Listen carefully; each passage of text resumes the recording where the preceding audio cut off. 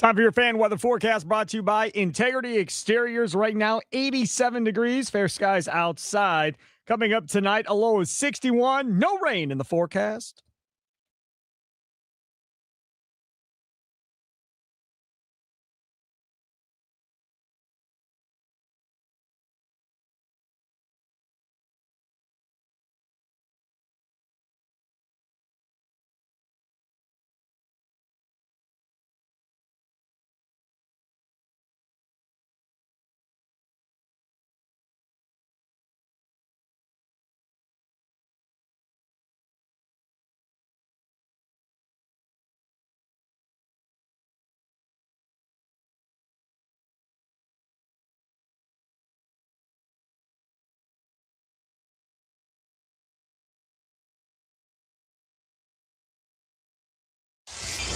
Some shows talk about one team. Other shows barely talk sports. This show will talk Packers, Brewers, and Bucks. Every day. It's Wisconsin Sports Daily with Steve Sparky Pfeiffer on the Wisconsin Sports Radio Network.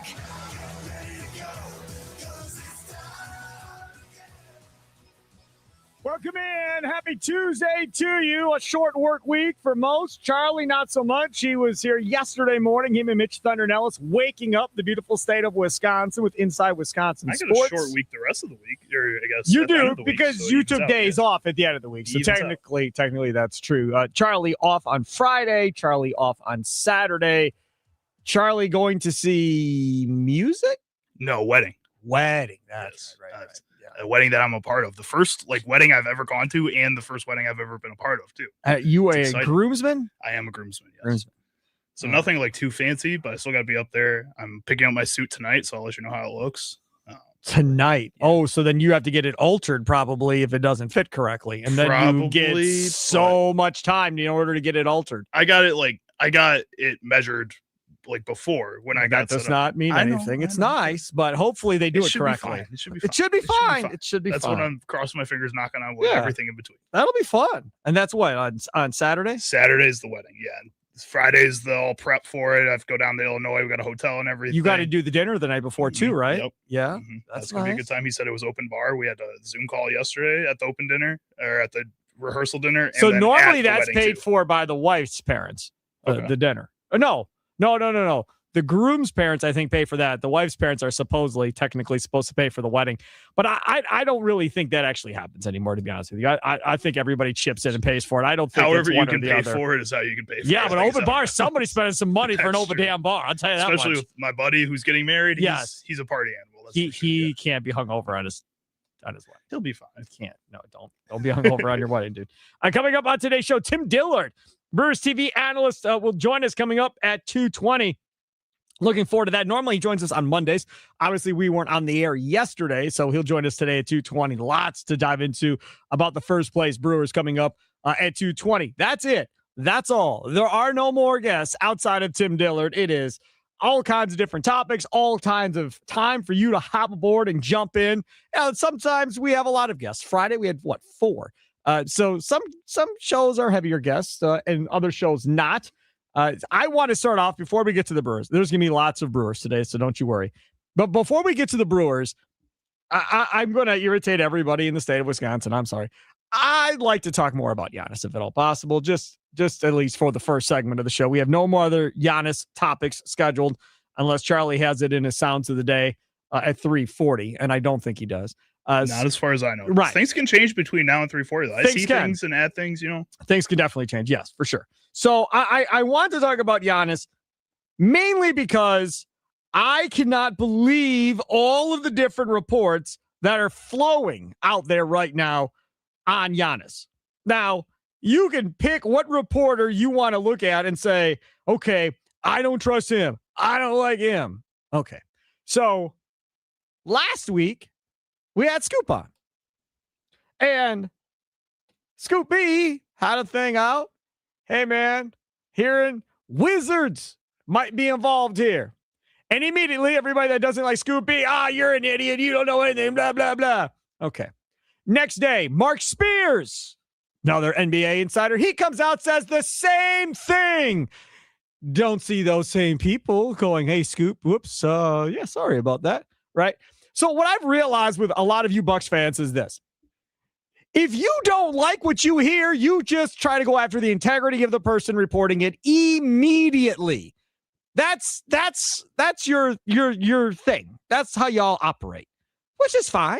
Y'all can do what you want. So the Wizards are out there being talked about. Then there are multiple people citing the Celtics as a possibility as well. Mark Stein, talking about Jaylen Brown, says there's some belief in some corners in the league that Atlanta, Houston, and Portland all have legitimate trade interest in Jaylen Brown. Stein also says that Giannis reportedly likes the idea of joining the Miami Heat or Boston Celtics. Quote, I've heard something similar from a few different teams since the Chicago Draft Combine. Miami and Boston are increasingly perceived to be the potential trade destinations that currently most intrigue Giannis. So that was from him. And as you go just through social media, and those are just a couple of them, of what might be out there. The Mark Spears report I told you about. This was on 95.7 The Game out in San Francisco. I basically was told by a very good source that they're going to explore their options, and I think that with some of the young talent that they have, why not write concerning the Wizards being a potential trade suitor for Giannis? And again, over and over and over again, you could find all these different people saying where Giannis may be headed and so forth. My question is just real simple. How likely do you think it is that the Bucks might actually benefit and get a little bit of a bidding war going on for Giannis at the end of the day? If these reports are true, that all of these teams have some level of interest in Giannis, then wouldn't it make sense if you had these many teams interested that you could essentially have a little bit of a bidding war and actually make out more so than anybody potentially thought you could make out this summer? Now, there is one writer, Sam Quinn for CBS Sports. Now, that dude's different. Again, I don't follow him. I see everybody that retweets and so forth. Now, that guy acts like it's going to not take much to be able to get Giannis. Like, teams will be able to get Giannis and figure out a way maybe to get Jaylen Brown too. And who knows? Maybe John Moran, LeBron. Maybe we'll get all of them because Giannis ain't going to cost that much. I mean, that dude acts like it ain't going to cost all that much. Now, maybe he's right. Maybe he's wrong. We shall see. But if all of these teams seriously have some type of interest, this might actually put the Bucks in an advantageous situation, especially if the player, Giannis, isn't saying no to the teams that are interested. If he truly is interested in Boston, and if he truly is interested in Miami, and we know the first team was the Knicks, but they're in the finals now, so you can rule them out. Oklahoma City Thunder. Can you rule them out? If so, well, who, what? The Knicks. Yes. If they face the Spurs in the finals, and like we talked about on Friday at the end of the week last week, and Wemby beats them, I don't think they're out. I think that says that they may want a Wemby stopper too. This is the difference. The difference is you've already invested in a big man in Karl Anthony Towns to deal with the Wembys of the world and any other big physical center. That's why he's there. Now, we can all say he's soft as Charmin, and I understand that point of view. My point in all of this is if the Knicks are in the finals, they very well could look at this and go, hey, we ain't rocking the apple cart. We're going to keep this group kind of together. Maybe we'll add a piece or two, and we're going to go. We're not going to try and blow this thing up and start over. Now, that is what's being said in Cleveland right now, right? Cleveland, they're talking about getting rid of the head coach, Henny Atkinson. Is Donovan Mitchell going to sign his extension and come back to the Cavaliers? What's going on with LeBron? Is he going to end up there? Will they trade Mobley or Allen? Like, there is so much going on in Cleveland. They got to the conference finals, and half that team might be different next year if you base it on fan and media reaction after one series to the Knicks. Now, in fairness, it did look like they quit in the last game. I'm not even going to argue that. It looked like they quit. Their coach talks about, well, analytically, we've won a couple of games. Shut up. Nobody wants to hear that, Kenny Atkinson. Nobody, including your players. And I'm not saying that's the reason why they quit. Then you see Donovan Mitchell on the sidelines yelling and screaming and carrying on. People are like looking at the scoreboard, like, oh, okay, whatever, dude. There was nobody really getting worked up with Donovan Mitchell to get Cleveland motivated. It was second quarter of that game he got all fired up? That's not a good look. So Cleveland, maybe they do blow it up. Now, maybe Cleveland comes to you, like people have talked about, and offers you some type of package. The more I think about it, the more convinced I am this is going to be a 3 or a 4-team trade before this is all said and done. I do not think it's going to be Milwaukee, Miami, Milwaukee, Boston straight up. I don't. I think Milwaukee's going to try and incorporate as many teams as possible to get as much as possible in a potential deal. An inside deal, maybe Portis goes in the deal too. Maybe Kuzma goes in the deal too. Maybe Miles Turner goes in the deal too. Who knows who all ends up going in this deal? I just don't think it's going to be one-on-one. Now I think we're to the point now where it becomes a bigger deal potentially. We've seen 5-team trades in the past couple of years in the NBA go down. I think it's very likely that you see something like that happen. I think that it's more just because, not even because the Bucks want more picks out of this. Obviously they do, but more so because there's going to be so much money moving around. And yes, you can say that theoretically you can trade straight up, but when you need to move around so many big contracts, when you have guys that have egos that maybe you have been on your team for 10 years and you want to be nice to, like a Bobby Portis, and say, hey, okay, yes, maybe you don't want to go play in Boston for some reason. We'll find a place to send you because we do need to move on from you to be able to bring in 2 big contracts from Boston that we're bringing to move on from Giannis. Like, there's going to be so many more intricacies to this whole decision by the Bucks, to this whole decision by Giannis, that I think people are really giving credit to. Agreed. There is going to be a lot involved here. And the guy that pulls rabbits out of hats, John Horst, is going to be the one that is going to have to be the maestro on this whole deal to get the most out of this deal for the Bucks organization if Giannis tells him that he ain't signing, the extension. And until he makes up his mind one way or the other, we have no idea. And when he makes up his mind, will it become public? That's the other thing I would like to know. Trell, north side of Milwaukee. You're up first on Wisconsin Sports Daily with me, Steve Sparky Pfeiffer. What's up, Trell? What's going on, Sparky? How are you? Hey, man, I'm so excited, Sparky. I promise you. I've been seeing a lot. I've been reading a lot of these reports, a lot of different things, and it brought me to the conclusion. I just want to say, first off, that I have already resigned to the fact that Giannis is not going to be on this team no more. So, I mean, if I'm wrong or whatever, we'll deal with that. We'll cross that bridge when we have to. But I believe they're going to trade him. I thought that it was going to be a foregone conclusion that I think Miami was probably the team that he wants to go to, and maybe the Bucks will try to get whatever they can. But now the more I'm hearing, the Bucks are probably going to get a nice haul for Giannis because it's probably going to be a 3 or 4 team trade. Right. What I want, besides, of course, a lot of assets, I want to get that number 5 pick somehow. I don't know what you got to trade, what you got to move around, to satisfy the Clippers. But I want that number 5 pick because I think Darius A-Cup Jr. can be the point guard of the future. Agreed. And be the guy that we can, build around starting from this draft, unless the Bucks somehow get the number 1 pick, which I thought that was crazy to think about. But I've heard of 2 different reports now from 2 different people that saying it's a shame that Washington is really interested in Giannis and are open to trading that number 1 pick. I'm like, oh, my God. So if they can get the number 1 pick, that's even better somehow. They can be able to get AJ DeBasta. But I'm just looking at it, kind of being a little thinking, realistically, I don't think they're probably going to be able to get that number 1 pick. I'll be glad if I'm wrong. But I think if they can get that number 5 pick and get you a building block in here, which I think A-Cup Jr. is a building block, tough guy, I like him. And then, just try to get as much assets as you can get. But I think they're going to get a really big haul in this. And I was kind of skeptical because the media, for some reason, is trying to talk about Giannis' injuries and trying to, depreciate his value. And I'm like, what's going on around here? Like, they're trying to think the Bucks are going to give him up for a bag of chips or something like that. That's not going to happen.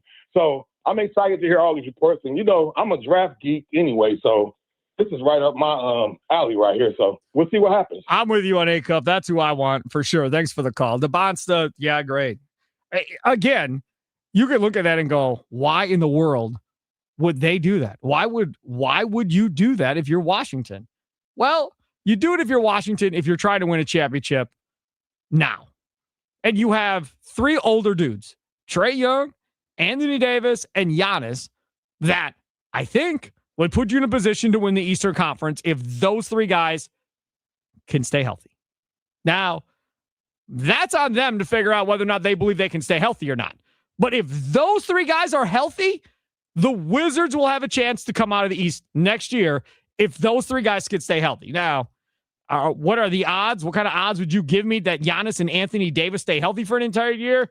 I'd probably get like 1,000,000 to 1 odds at this point. But if they think that can happen, and if they're worried Anthony Davis wants out, but you go get him Giannis, Well, and I think with the Wizards, the other question you have to ask about them too going into this offseason, were they really planning on competing with an Anthony Davis or a Trae Young moving forward? Because the way Anthony Davis has been talking, doesn't seem like he really plans on being a part of this team. If they get Giannis, he'll obviously. But I also think that the Washington Wizards, you have to question, I guess, their motive as to why they traded for a Trae Young and Anthony Davis at that point. Trae Young wanted to be there. Well, I think to some degree, yes, but also at the same time, when you can buy low and sell high on these guys in the offseason, potentially, I think that's the big draw to trading for those two guys when they were injured in the middle of the season.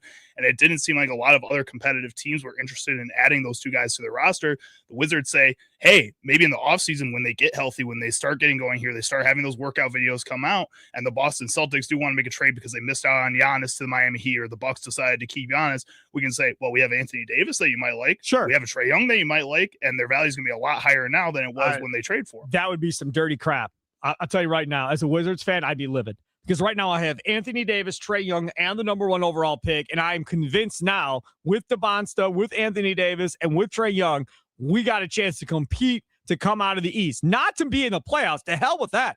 We got a chance to come out of the East. And I know what the Knicks look like. And I know they're sitting there in the NBA Finals. But you are going to give yourself a legitimate chance for the first time since, tell me, Gilbert Arenas? Well, John Wall and Bradley Beal had a couple good years there where they were one of the best teams in the East. They were just facing other guys in the West when they got hurt. It's been a minute now. I mean, it's been a minute. What, 2015 probably the last time that they were fully healthy as that unit? Yeah. You rip a Wizards fan's heart right out of their chest. You do some crazy crap. I try to trade one of them. Unless you can convince them that you can do something like the OKC Thunder have been able to do and say, hey, if we can move our Anthony Davis like the OKC moved Paul George for a Shai Gilgeous-Alexander type of player that another team's giving up on, we can bring a bunch of picks in. We can build a roster like that in 2 years and not win now, even though we've given you kind of this hope. We can promise that in the future we'll be better off. To clarify, the Clippers were not giving up on Shai Gilgeous-Alexander. No, Doc Rivers fought to try and keep Gilgeous-Alexander out of that deal, and they were not getting that deal done without it. So it wasn't that they didn't like him. They liked him, but they had to do it in order to get the vet.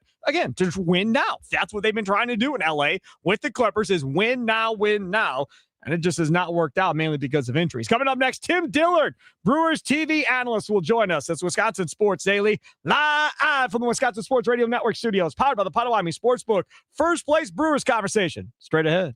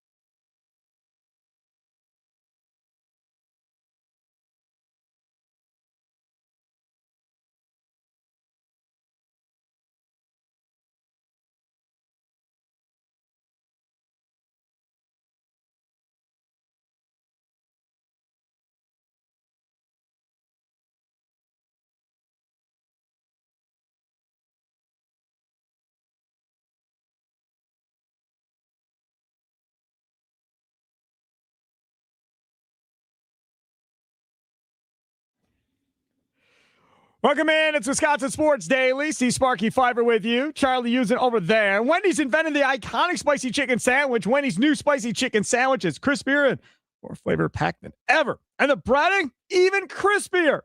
Flavor inside and loud outside. 9 peppers and spices give it that bold, layered heat. Wendy's spicy chicken. Order in the Wendy's app today. Now, our favorite guest of the week. He's a former Brewers pitcher. You can hear him on his podcast, Buses, Benches, and Baseball. It's time to hear from FanDuel Sports Network Brewers analyst, Tim Dillard, as he joins Wisconsin Sports Daily on the Wisconsin Sports Radio Network. Man, I don't know what is going on with Dillard today. I don't know, but I'm almost blushing. Like, you did your hair for me today? I mean, it's looking good, Tim Dillard. It's home. It's slick. Look at that, man. He even gave us a side profile right there. You may have missed it on X. A little side profile. Look at that, man. Woo! Tim Dillard, do your thing. Yeah. No, actually, I was going to go to the field and I forgot what time it was. So this is me spur of the moment. But yeah, all for you, Sparky. That's good. Hey, the Andrew Vaughn tip you gave us last week is just screaming. It's great. People are rolling with it, loving it. People can't wait to see Andrew Vaughn at third base. It's going to be fun. Just joking. I want to talk about Mids. I mean, it's stupid. Like this morning, I'm watching MLB Network and Mark DeRosa goes up and he's showing video. He's like, look at these guys standing in the plate. He's like, it's one thing, 92. You eventually can time that up. Okay. Then it's 96, 97, and now it's starting to be a little bit of a struggle. He's like, 103? He's like, nobody is meeting this ball out in front. And if they do, he goes, I'm not going to say it's completely lucky, but it's pretty damn lucky because it's just a blur going by you. And then with his extension and his reach, he's pretty much unhittable at this point. I mean, honestly, you pretty much have to guess fastball, top of the zone, and just kind of swing where you think it's going to be. But yeah, it looks like a blur right now. And honestly, there's guys that throw hard. There's not a lot of guys that throw this hard for 7 innings. And the fact that he's able to throw the ball in the zone repeatedly is probably what I'm most impressed with. I mean, we know the guy throws hard, but at the same time, you hear that phrase, nobody cares how hard you throw ball 4. Well, that kind of plays into it, except that he's not walking anybody. He's filling up the zone, and he has the most strikeouts on 3 pitches in all of baseball. Almost a third of his strikeouts are from just 3 pitches. So basically what you're telling a hitter and telling a lineup, the more you do that, is you're going up to the plate and you almost need to have a 2-strike approach. You're walking to the plate where it's almost 0-2 because that's how few chances you're going to get on Mizorowski right now. That's how good he's been this May. And his fastball obviously is one thing. That curveball, though, is coming along. Again, he's not throwing it nearly a ton necessarily, but when you're looking fastball, all of a sudden that curveball is on the outside, lower part of the zone, and he drops that curveball in there. That's semi-unfair because if he drops that in there and you're like, holy crap, that fastball looks even faster, one would imagine, on that next pitch after that. Well, yeah, I mean, it's a good curveball, but I think he's getting them more on speed than anything else. They're looking for 100 and they get something. So before, if he threw a changeup and he left it middle, that's hittable. If he threw a slider and it didn't have any depth on it, guys were getting good looks. I think that's what we saw a little bit last year. Now he has something that's just way different than his fastball, not just the way the ball is going to spin and the direction it's going, but just it's not as fast, and guys are going to be out in front because they're sitting fastball, and then they get something that's not. So for right now, I think it's almost like a video game. I feel like Contreras is just playing a little video game on his shin guard, pressing the buttons on where to pitch and what to pitch. But again, the fact that he's able to throw this stuff around the zone, I think is what is impressing the hitters the most. And that's the other part about it too, right? So you got a guy that throws hard, and you might hear somebody go, yeah, he throws really hard. But with Mizorowski now, Pat Murphy has been mentioned this a couple of times. He's now learned how to pitch. Besides throwing the ball hard, he is now learning how to pitch the ball, which is a complete difference than just throwing hard all the time.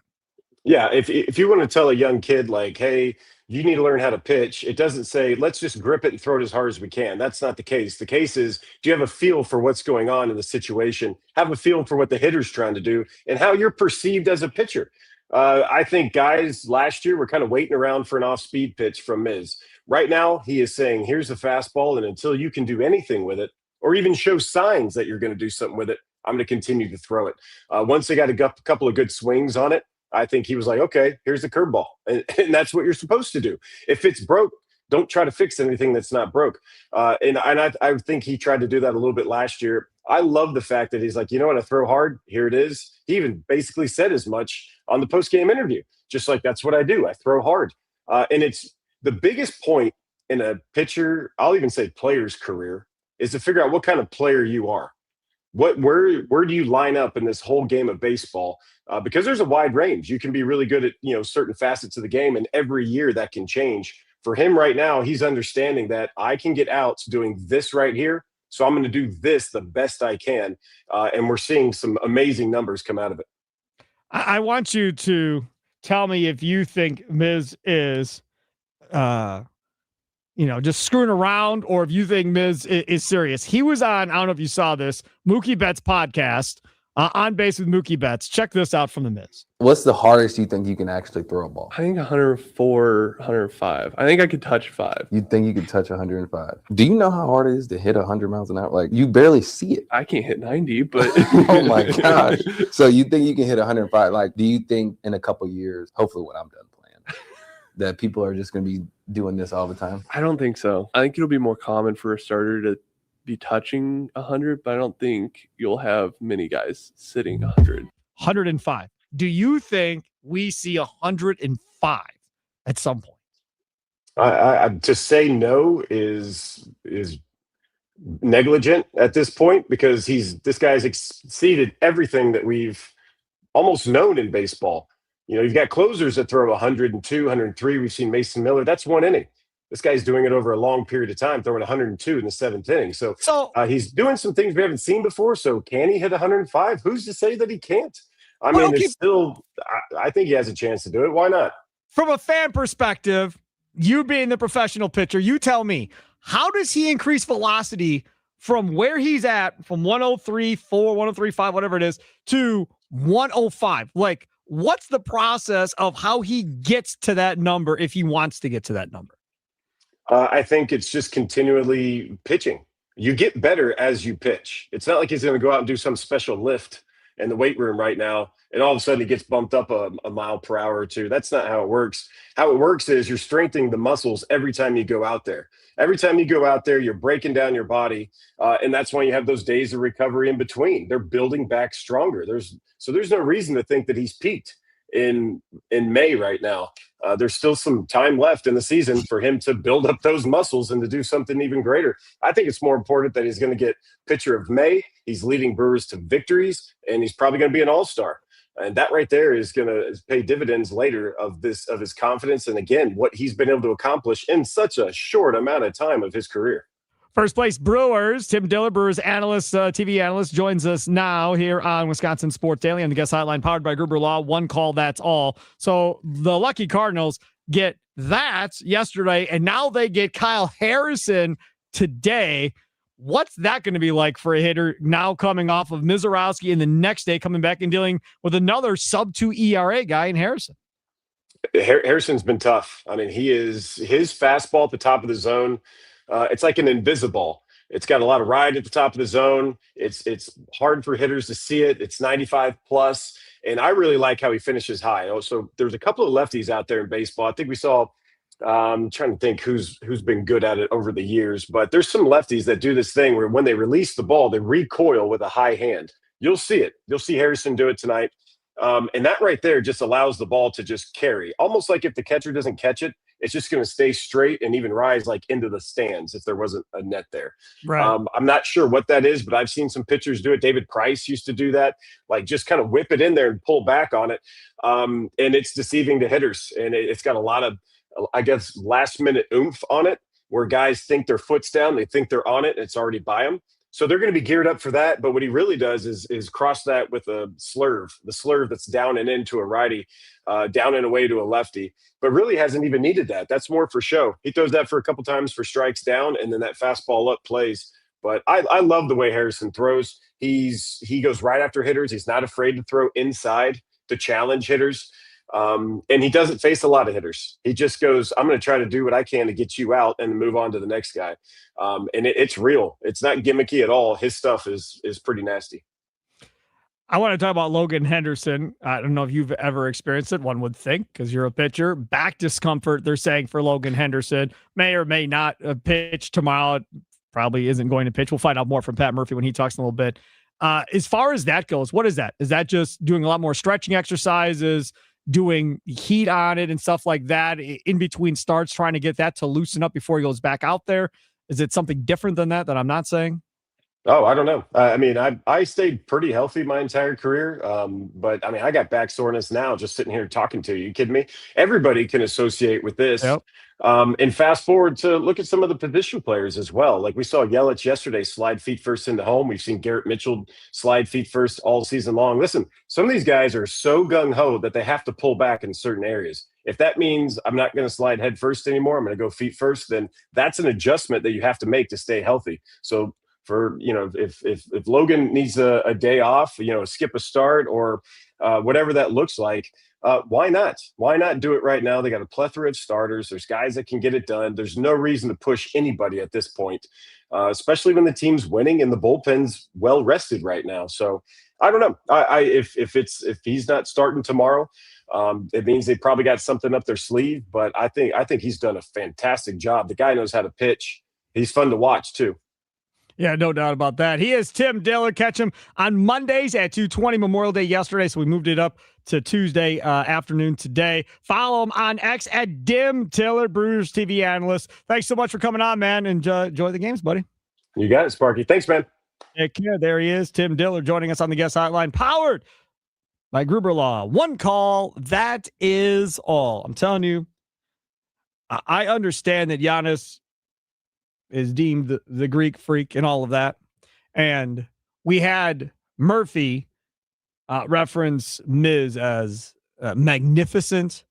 That could be a nickname too. Magnificent Miz or something, El Magnifico or something like that. El Magnifico. Why? Who's that? Like, I feel like that's just first of all, somebody else, and then B, it's Jacob Who is Mizorowski. it? Who's El Magnifico? Like, I feel like you need is to it have somebody else? It's probably somebody else. I don't know, man. I just threw it out there. I don't know. I have no idea. See, now watch. You're going to find out nobody, and then it's going to be like, oh, I guess Sparky. El Magnifico, two nonfiction articles used that as the title of their Roberto Clemente article. Ugh. So I think it might be a nickname. If it's Clemente, we definitely can't use it. If it's Clemente, that's unfortunate. Well, and like Miz, like that just doesn't fit him either. El Magnificent Miz, the magnificent one. I just like Miz. It's not the Miz either. It's Miz. Like the magnificent one, Jacob Mizorowski. I don't know. Just Miz. I just like Miz. Just Miz. All right.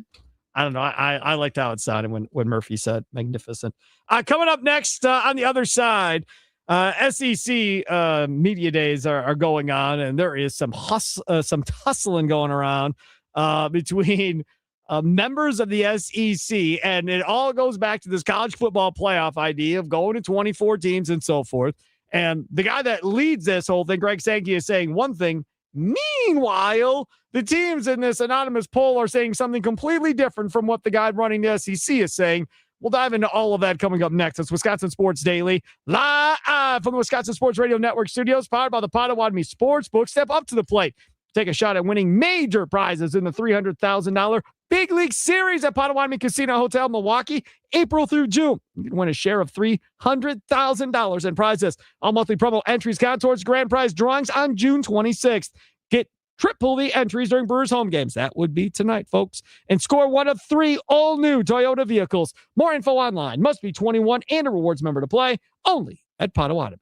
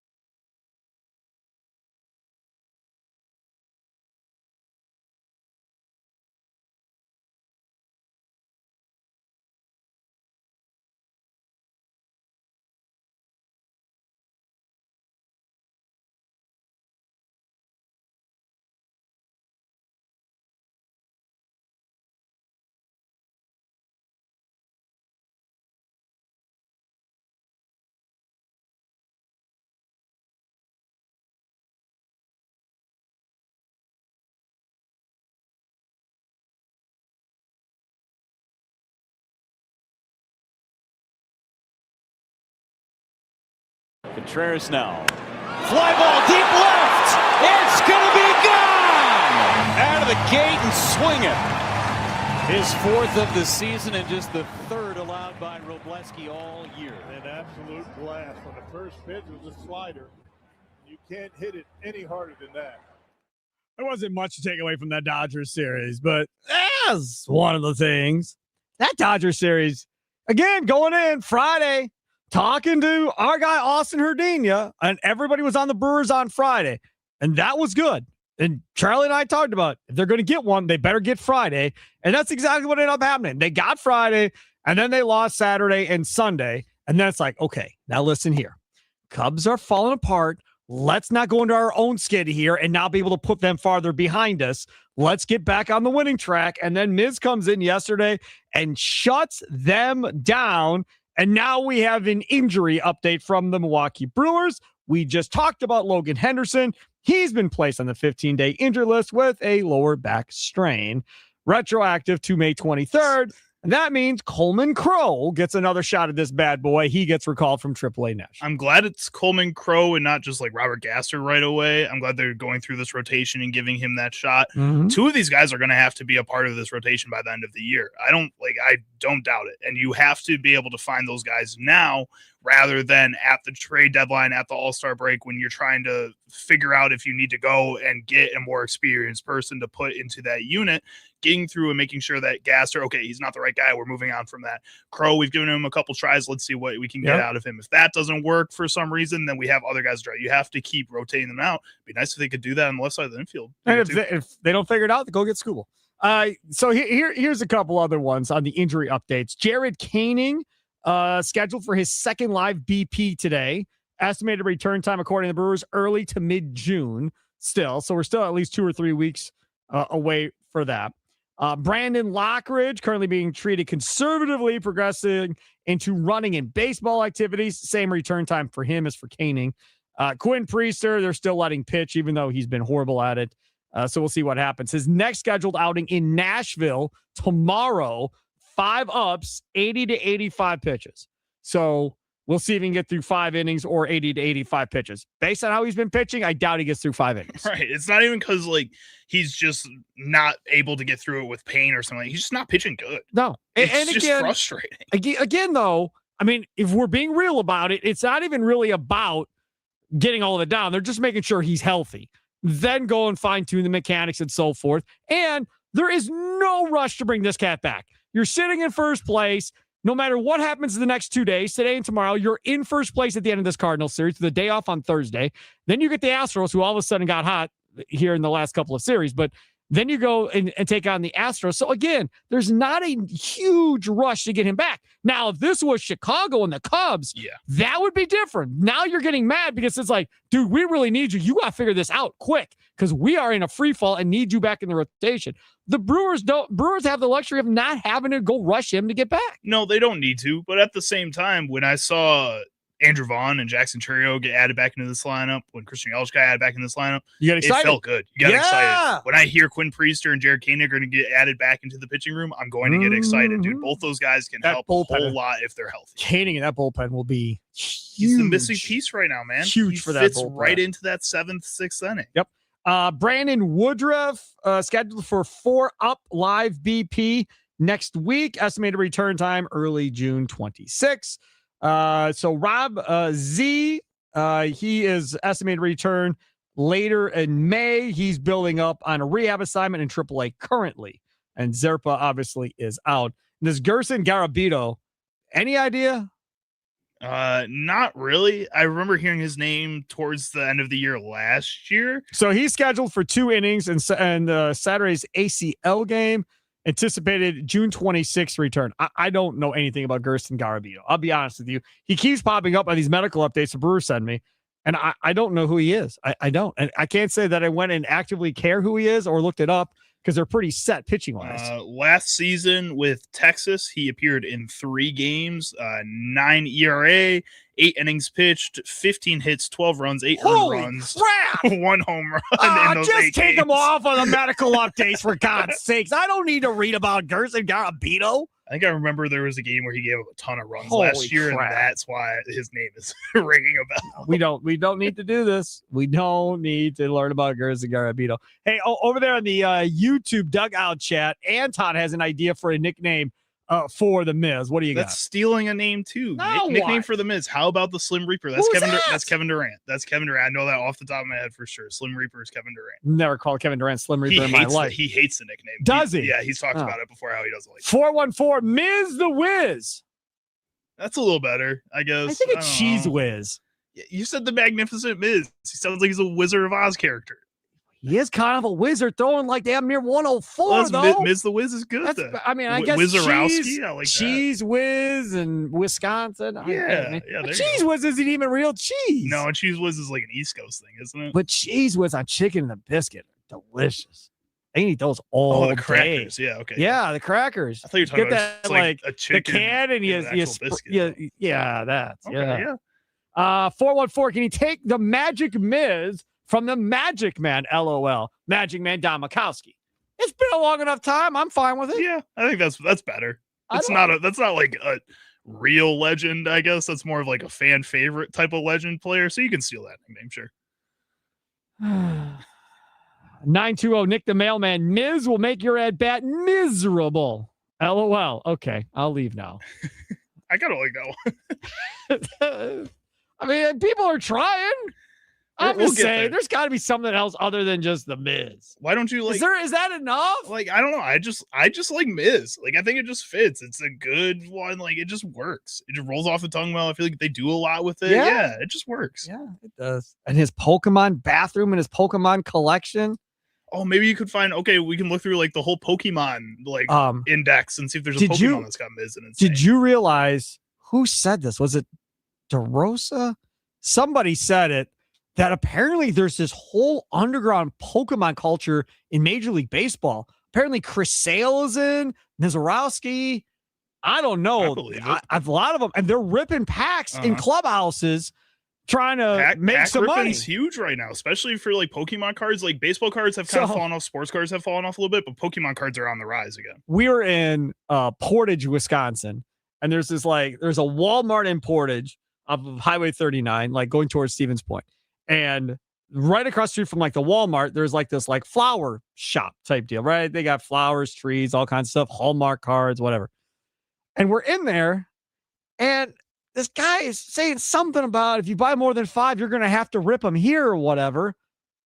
I'm like, what are we doing? So I was like, okay, well, now I want to know what the heck and he was talking to an older guy. Like, guy had to be in his 60s. Because that guy's probably a scalper. So I was like, huh? So I come walking up and I'm like, what are they doing? And sure enough, they're Pokemon cards. I'm like, I didn't even know they sold Pokemon cards here. And this guy's like off to the side. He's like, I'll give you 5. Anything more than that, you got to rip them in front of me. I was like, I had no idea. Like, for the longest time, baseball cards were a big thing. And like Targets and stuff. People would get in line at a Target, like 5 a.m. or whatever, on like Tuesday mornings to wait for the shipment to come in for baseball cards.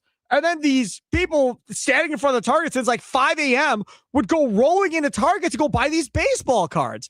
And I don't remember how they stopped it or if it stopped, because I see way more baseball cards now. Before, you go on there and Tuesday at 5 p.m, they're gone. Like, shelves are empty. People came in and bought them all up. And it doesn't appear that's happening anymore. So I don't know how they stopped it. But I did not realize this whole Pokemon thing. I mean, Pokemon's how old? At least 30 almost At now least. years, I think. Yes. Yeah. So I don't know, baseball and football cards, Topps and Panini, they've not had good quality for their cards lately, so people have not liked them. Is that why? It's been a big deal. Just crazy. Alan Cedarberg, you're next on Wisconsin Sports Daily with me, Steve Sparky Pfeiffer. What's up, Al? Spark Dog, I got a couple options for the nickname for the Miz. Let me throw these 3 out there quick. All right. The Milwaukee Missile, the Cheese Cannon. Oh, no. Oh, gosh, come on. Or the Cheddar Cannon. Or the Miso Fastball. There we go. What was the last one? The Miso Fastball. The Miso, like a me. I like the cheese cannon, the cheddar cannon. I like that. I like the cheddar There you go. cannon. Thank you, Charlie. No problem. All right. Thanks for the call. I don't know. The cheddar. You're not rocking with the cheddar cannon? It's just so Wisconsin. Like, Yeah, I that's don't why. want it to be. Why not? Because then people are going to be like asking him to throw a cheese hat on while he pitches. Yeah, that'd be awesome. Oh, hell no. No, we're not doing that. 920. Is anyone messaged in with Seinfeld reference and the mattress guy and Wayne was dating? Nobody beats the Miz. Nobody. The guy looked like a fool in commercials. LOL. JB in the 920 with a Seinfeld reference. Go JB. I don't know that one. Nicely done. No, Charlie probably hasn't watched much Seinfeld in his life, would be my guess. He's too young. Coming up next, we'll talk more about the Crew, but specifically about this Cubs losing streak and how much we're all enjoying it. That's straight ahead on Wisconsin Sports Daily.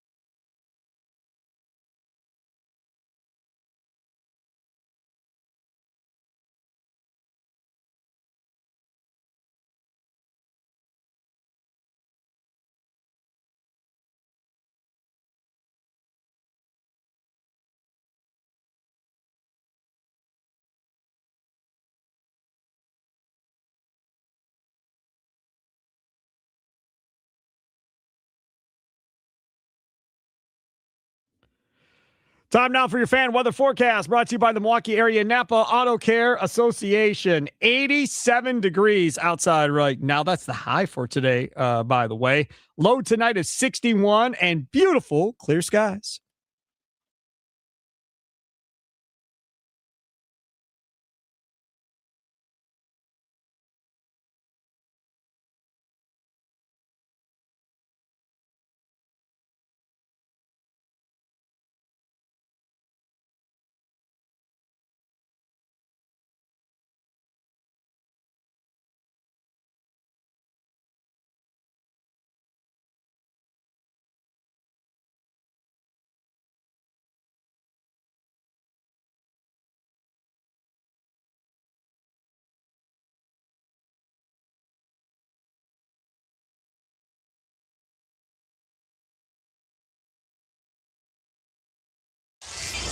Some shows talk about one team. Other shows barely talk sports. This show will talk Packers, Brewers, and Bucks. Every day. It's Wisconsin Sports Daily with Steve Sparky Pfeiffer on the Wisconsin Sports Radio Network.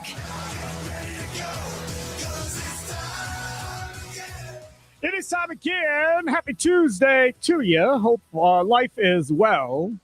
If you're having a down day, you're like, ugh, hate my job. I don't want to be here. I want to go home. Go have a beverage. Sit outside. It's 87 degrees. I'm stuck in my office, my stupid cubicle, looking at a computer screen all day long. Hate my job. If you're thinking that and you need a pick-me-up, I got you. Struck him out. He's got a dozen. Ties a career high for Jacob Mizorowski and leads to an ovation. It's time to talk about the crew. It's Wisconsin Sports Daily on the Wisconsin Sports Radio Network.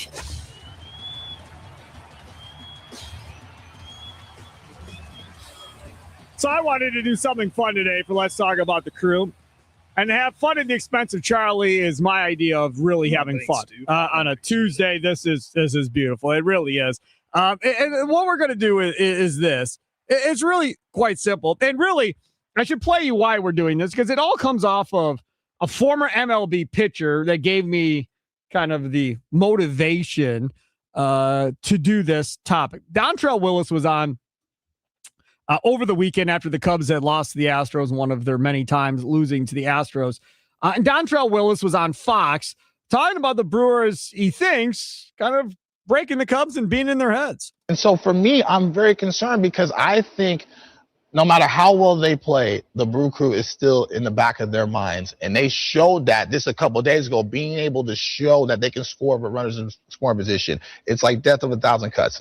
And you have to be able to score up and down that lineup. And they have the talent to do it, but right now they're just not doing it. It's put a ton of pressure on that rotation, put a ton of pressure on that bullpen to throw up zeros. But if you can't score in that ballpark, that's what's going to happen today. I think they're still reeling from the Brewers series. You're flying high. They won 15 straight at home. They were looking good, and then the Brewers come in and wipe them out at Wrigley. And I don't think they've recovered from it. No, not at all. And again, they're defensively, they will be there. I love their athleticism. They have gold everywhere. But the way this lineup is constructed, they're supposed to steal bases and they're supposed to hit for power. And really, they're not doing any of that, especially over the last 2 weeks. Yeah. No, Cubs aren't doing any of that over the last 2 weeks. Now, again, we've talked about the Packers suck, Green Bay sucks, whatever they chant in Chicago. And they say down there on Sports Talk Radio, wow, we finally have confidence. And this is the confidence and arrogance that we finally have as Bears fans and so forth. Meanwhile, if you see the replies from people in Wisconsin, it's like, dude, we're in their heads, like completely in their heads. Like they're thinking about us. It's not even football season and we're in their heads, right? Talking about the Packers. Now, here's Dontrelle Willis saying, man, Brewers are in the Cubs' heads. Like beating them in the playoffs last year got in their heads a little bit, and now doing what they just did to them in the last series, and the Cubs are trying to figure out how to recover for that and get themselves back in sync again. Remember, they had what, 15 in a row at home, and then the Brewers said, that's nice. Here's 3 losses in a row. No more talking about that anymore. Oh, you had 2 10-game winning streaks in a row? That's nice. Now you've lost 9 in a row just like that, and it all started at the hands of the Milwaukee Brewers. I ask you, how much of the Cubs losing streak has to do with getting swept by the Brewers, in your opinion, as a Brewers fan? how much of this losing streak has to do with the Brewers? Nicolay Law Talk and text line 414-677-1250. 414-677-1250. On the socials at WI Sports Radio, streaming live on X, on YouTube, on Instagram Live, on the Fan Milwaukee Facebook page as well. Always take your comments there in the Dugout YouTube chat. Make sure to do that. Or you can also text us, Nicolay Law Talk and text line 414-677-1250. Charlie, Chicago Charlie, what say you? Well, what's going on with the Cubs? Even if the Cubs players won't admit to that, the whole fan base believes that. Every single Cubs fan out there is looking at this and saying, damn it, this is why we didn't want to play the damn Brewers. Like, it's really just truly is that. And I think you went through that whole first part of the season with the 2 different win streaks that the Cubs went on, the 15-game home win streak that they went on, and no Cubs fan, I think, truly felt comfortable even at that point with outfacing the Milwaukee Brewers and seeing what they would do to this team, especially after what happened in the playoffs last year. And there was so much pressure going into that series, I think, on a Craig Counsell, I think on the front office by the ownership of this team, especially since they went out and made so many changes. They were so excited about the players that were coming back for this Chicago Cubs team. And now it's full on freak out because you get swept by the Brewers and then lose to a couple teams that you really should not have lost to post that too. Right. Texas, Houston, both those squads have not been the teams that they should be. And I think both of them are probably better than they're showing right now this early on in the season, but it's still extremely frustrating to go out and have that type of skid against teams that don't match up to the Milwaukee Brewers. You should get mad from what happened in that series and be able to move on from that. I think if the Brewers were on the other side of this and had gotten swept by the Cubs somehow, that's how they would have responded. That's how they responded the past few years under Pat Murphy as a manager. It's so, again, frustrating to see the mentality of this team that it feels like these guys don't care. And this was the problem last year, too, when they got to that halfway point right after the All-Star break and the Cubs were struggling. And you look at the manager of this team, the way that he talks to the media and the way that he talks about his team, and it just doesn't feel like there's ever energy from him. And if there's no energy from him, why would there be energy for the rest of that team? That is the same energy that idiot gave to this Brewers team when he was here. Now, the difference is that when he did it here, it was, oh, he's even keel. Oh, he keeps them all on the same level. He doesn't let them get too high and he doesn't let them get too low. He leads by example. That's how it happens. And now in Chicago, you're on this 9-game losing streak. And I was going through the Score in Chicago's X account today. Very funny. You should go through and watch some of the videos. David Hyde, me cracking up. But if you go through and watch those videos, they want emotion. They want him to get mad. They want to see anger from him. Because they have a team full of players that are emotional, that have gone out there and been that type of player before. He is not going to be that dude. It's never going to happen. You're just wasting your time thinking or waiting for it to happen. How about this from Jesse Rogers, ESPN? Cubs had their longest losing skid since 2022 when they were just starting a rebuild, dropping their 9th in a row, 2-1 in Pittsburgh. They are 35 for 184 with runners in scoring position in the month of May, which is hitting 190, which ranks 29th in Major League Baseball. And they only had 2 runners in scoring position all day yesterday against the Pirates. Whole team of Joey Ortiz's. That's what it feels like. And every single time somebody's even close. They're in a 4-game set. They still got to deal with Skeens and the rest of this pitching staff for the Pirates. Like, their best shot probably came and went yesterday, if we're being honest about it. Now, how about this one? And we were going to say this for 440, but I just can't because I saw it and I started laughing. The Chicago Cubs have not won a game since May 15th, the day that Billy Goat Tavern owner Sam Cianis died. Is the curse back? That was put out by some Cubs account. Of course. We got to bring up the curses. Look, and there's like the Billy Goat picture of the Billy Goat, the whole deal right there. It's just absolutely. And I know Milwaukee fans had kind of a similar reaction to the beginning of the season too with the Brewers, with how kind of up and down they seem to be playing. They were sitting just hovering above that 500 baseball level, and Brewers fans I think were concerned, but it wasn't like freak out like that where you're bringing up 100-year-old curses that you supposedly as a fan base got past when you won the World Series in 2016. We haven't talked about it since 2016, and now you're going to start bringing it up because you're going to freak out over all of this. Like that's absurdity in my mind. as much as I am concerned about this Cubs team too, like you can't have that same kind of mentality that you're just all of a sudden going to fall apart. But again, going back to the manager of this team, going back to the players of this team, that's what's happening. Like those guys are losing that mentality. So the fan base is going to lose that mentality and start freaking out too. When the Brewers were going on that skid and Christian Yelich was talking about how it was fine. We're going to be okay. Bryce Trang talked about how it was fine. We're going to be okay. Pat Murphy, I think, is able to have that same kind of even keel approach while also motivating his players to do better and be better. And Craig Counsell doesn't seem like he can do that. He doesn't seem like he can go and motivate these guys unless it's through them winning baseball games. And Pat Murphy finds a way to go beyond that and say, hey, I know you can do this even when we're losing. This is the other thing. The Brewers, they went through their own doldrums, like you said earlier in the year. 6-game losing streak. They were 8-2. They lost 2 to Boston. Then they got swept at American Family Field by Washington, then got beat by Toronto in 10 innings. They were 8-8 when that losing streak ended. They then rattled off 5 of the next 6, lost 4 in a row, and then righted the ship, and away they've went the rest of the month, and now have their record all the way up to 31-20. So now again, 9 losses in a row for Chicago. How do they respond after this? Do they respond putting together a little bit of a streak of their own where they rattle off 5 of 6 or they rattle off 6 of 8 or something along those lines? Or do they respond with a win and then lose 5 more in a row and really get themselves in a free-for-all, which they can't? You look at their schedule. So they have, let's see, Wicks is coming up from AAA. So we'll see how that looks against Ashcraft. Tyon against Bubba Chandler, who has not been good. And then Colin Ray against Ballskins. You're not winning that one.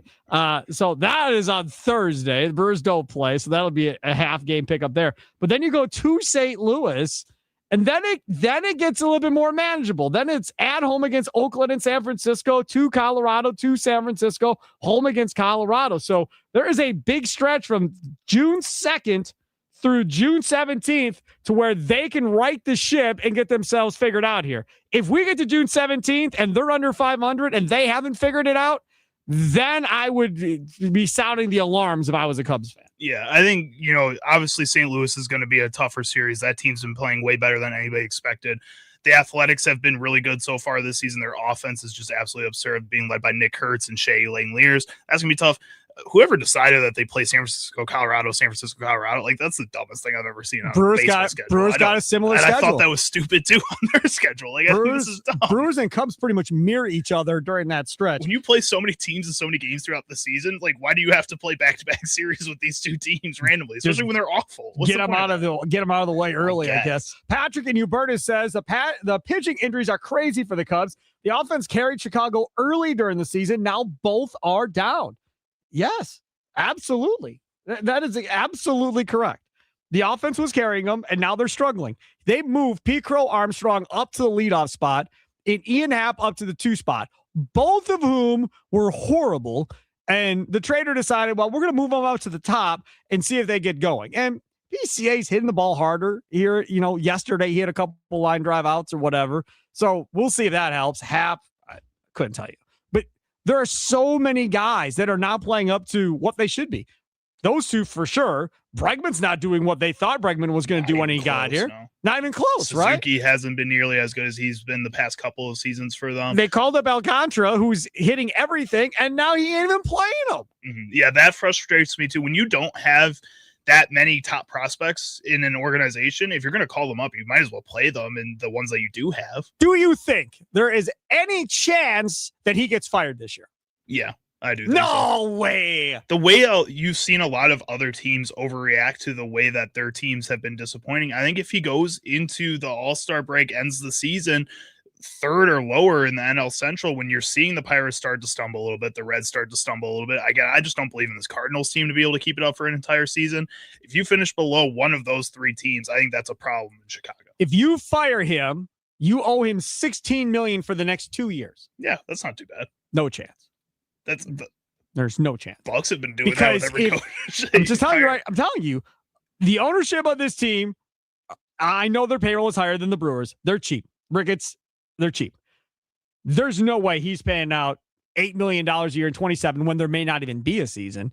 and then $8 more million in 28. My guess is if they move on, it will be at the end of the 27 season, unless this thing completely obliterates. Like if they end up in last place in the division, okay, then I don't think he's going to have a choice. He's going to have to do something one way or the other. But if they end up 5-6 games out of first place at the end of the year and miss the playoffs, Yeah, but I don't think they'll fire that's him. not what I'm saying. I'm saying again, like that third or lower in the NL Central, where you're not 5-6 games, where you're closer to 9 to 10 games out of first place potentially, especially if the Brewers are as good as they were last year. I mean, that's a problem. That's a fireable offense. I think it's great. I don't view it as a problem at all. It's a problem if you're in Chicago. Yeah, I view it as a bonus pop for the Brewers. Well, then he can come back to Milwaukee just like you want, right, Sparky? Guy on X asked, we said we should do a poll question. This was yesterday. Said, Sparky, you should do a poll question whether or not you would want him back in the Brewers organization. If he were to get fired, would you want him back in the organization? And I asked Charlie. What did you say? Yeah, sure. Now, are you saying yeah, sure, because you're a Cubs fan and you want him to screw up Milwaukee? Or are you saying yeah, sure, because he was good here? I'm saying yeah, sure, because he's the winningest manager in Milwaukee Brewers history, and him and Pat Murphy have a close relationship. Bring that in, see if he can help out at all. I would imagine, I could be wrong, I think that there would be a likelihood that you could see him back as Murphy's bench coach. Yeah. And you reverse roles. I could see that. Or maybe like just if he wanted to take a step back, manage one of the minor league teams for Murphy. It does not appear he wants to go coach anywhere else in the country. He wants to be close to his family. So this is your other option. Or he goes to the White Sox. But the White Sox are doing better, are doing pretty good. The other team that could potentially be an option is Minnesota, who continues to struggle with whatever manager they put there. And maybe they'd want to try something like that. Twins would be another option right there in the AL if he wanted to go the AL route. I'd prefer not. Like, you stepped. You're good. Good luck to you. Good luck in your future endeavors. I'm good. I don't need him back. Isn't there any part of you that thinks he could potentially help a little bit even? How many Manager of the Year's awards did he win in Milwaukee? None. How many has Pat Murphy won? 2. And right now it's probably the favorite for 3. Yeah. They're going to name the damn award after him eventually. That's what Bob Nightingale had said on Foul Territory. Right. I don't think they need him back. No, I don't. Now, I don't think you need him back, but again, if he wants to come back, why not? David Stearns in New York? That I could see. Mendoza out. Council, you're in. But again, I don't think he's going to move to New York. So I don't think that's even going to, I don't think that'll even happen. I don't. If you pay anybody enough money, though, I'll move anywhere. And then deal with the New York media. Again, the Chicago media is one thing. New York media is at a whole different level. The amount of the compilations that I've seen already come out of Chicago just for this season, last season always. But it's going to be even worse in New York is my point. That he's never going to change that aspect. That's just how he talks. Hey, listen up. Late night cravings? Eat great, even late, because Wendy's is now open midnight or later. You know you want that irresistible, juicy Baconator loaded with 6 strips of oven-cooked bacon. Get yourself to Wendy's tonight before those midnight cravings become a full-blown hungry nightmare. Hours may vary by location. Charlie Sounds today still to come at 3:40. Up next, Jeff Passan of ESPN put something out there that if I am a players union representative or representing the players union, the head guy, I'm going to go give Jeff Passan a kiss on his cheek and say, thank you very much. Here's a Wendy's gift card. Use it wherever you'd like. Because Jeff Passan just laid something out that is not good for the future of Major League Baseball. It's not good for the chances of a salary cap at all. We'll tell you what that's all about next. It's Wisconsin Sports Daily, live from the Wisconsin Sports Radio Network studios, powered by the Potawatomi Sportsbook. Sparky with you.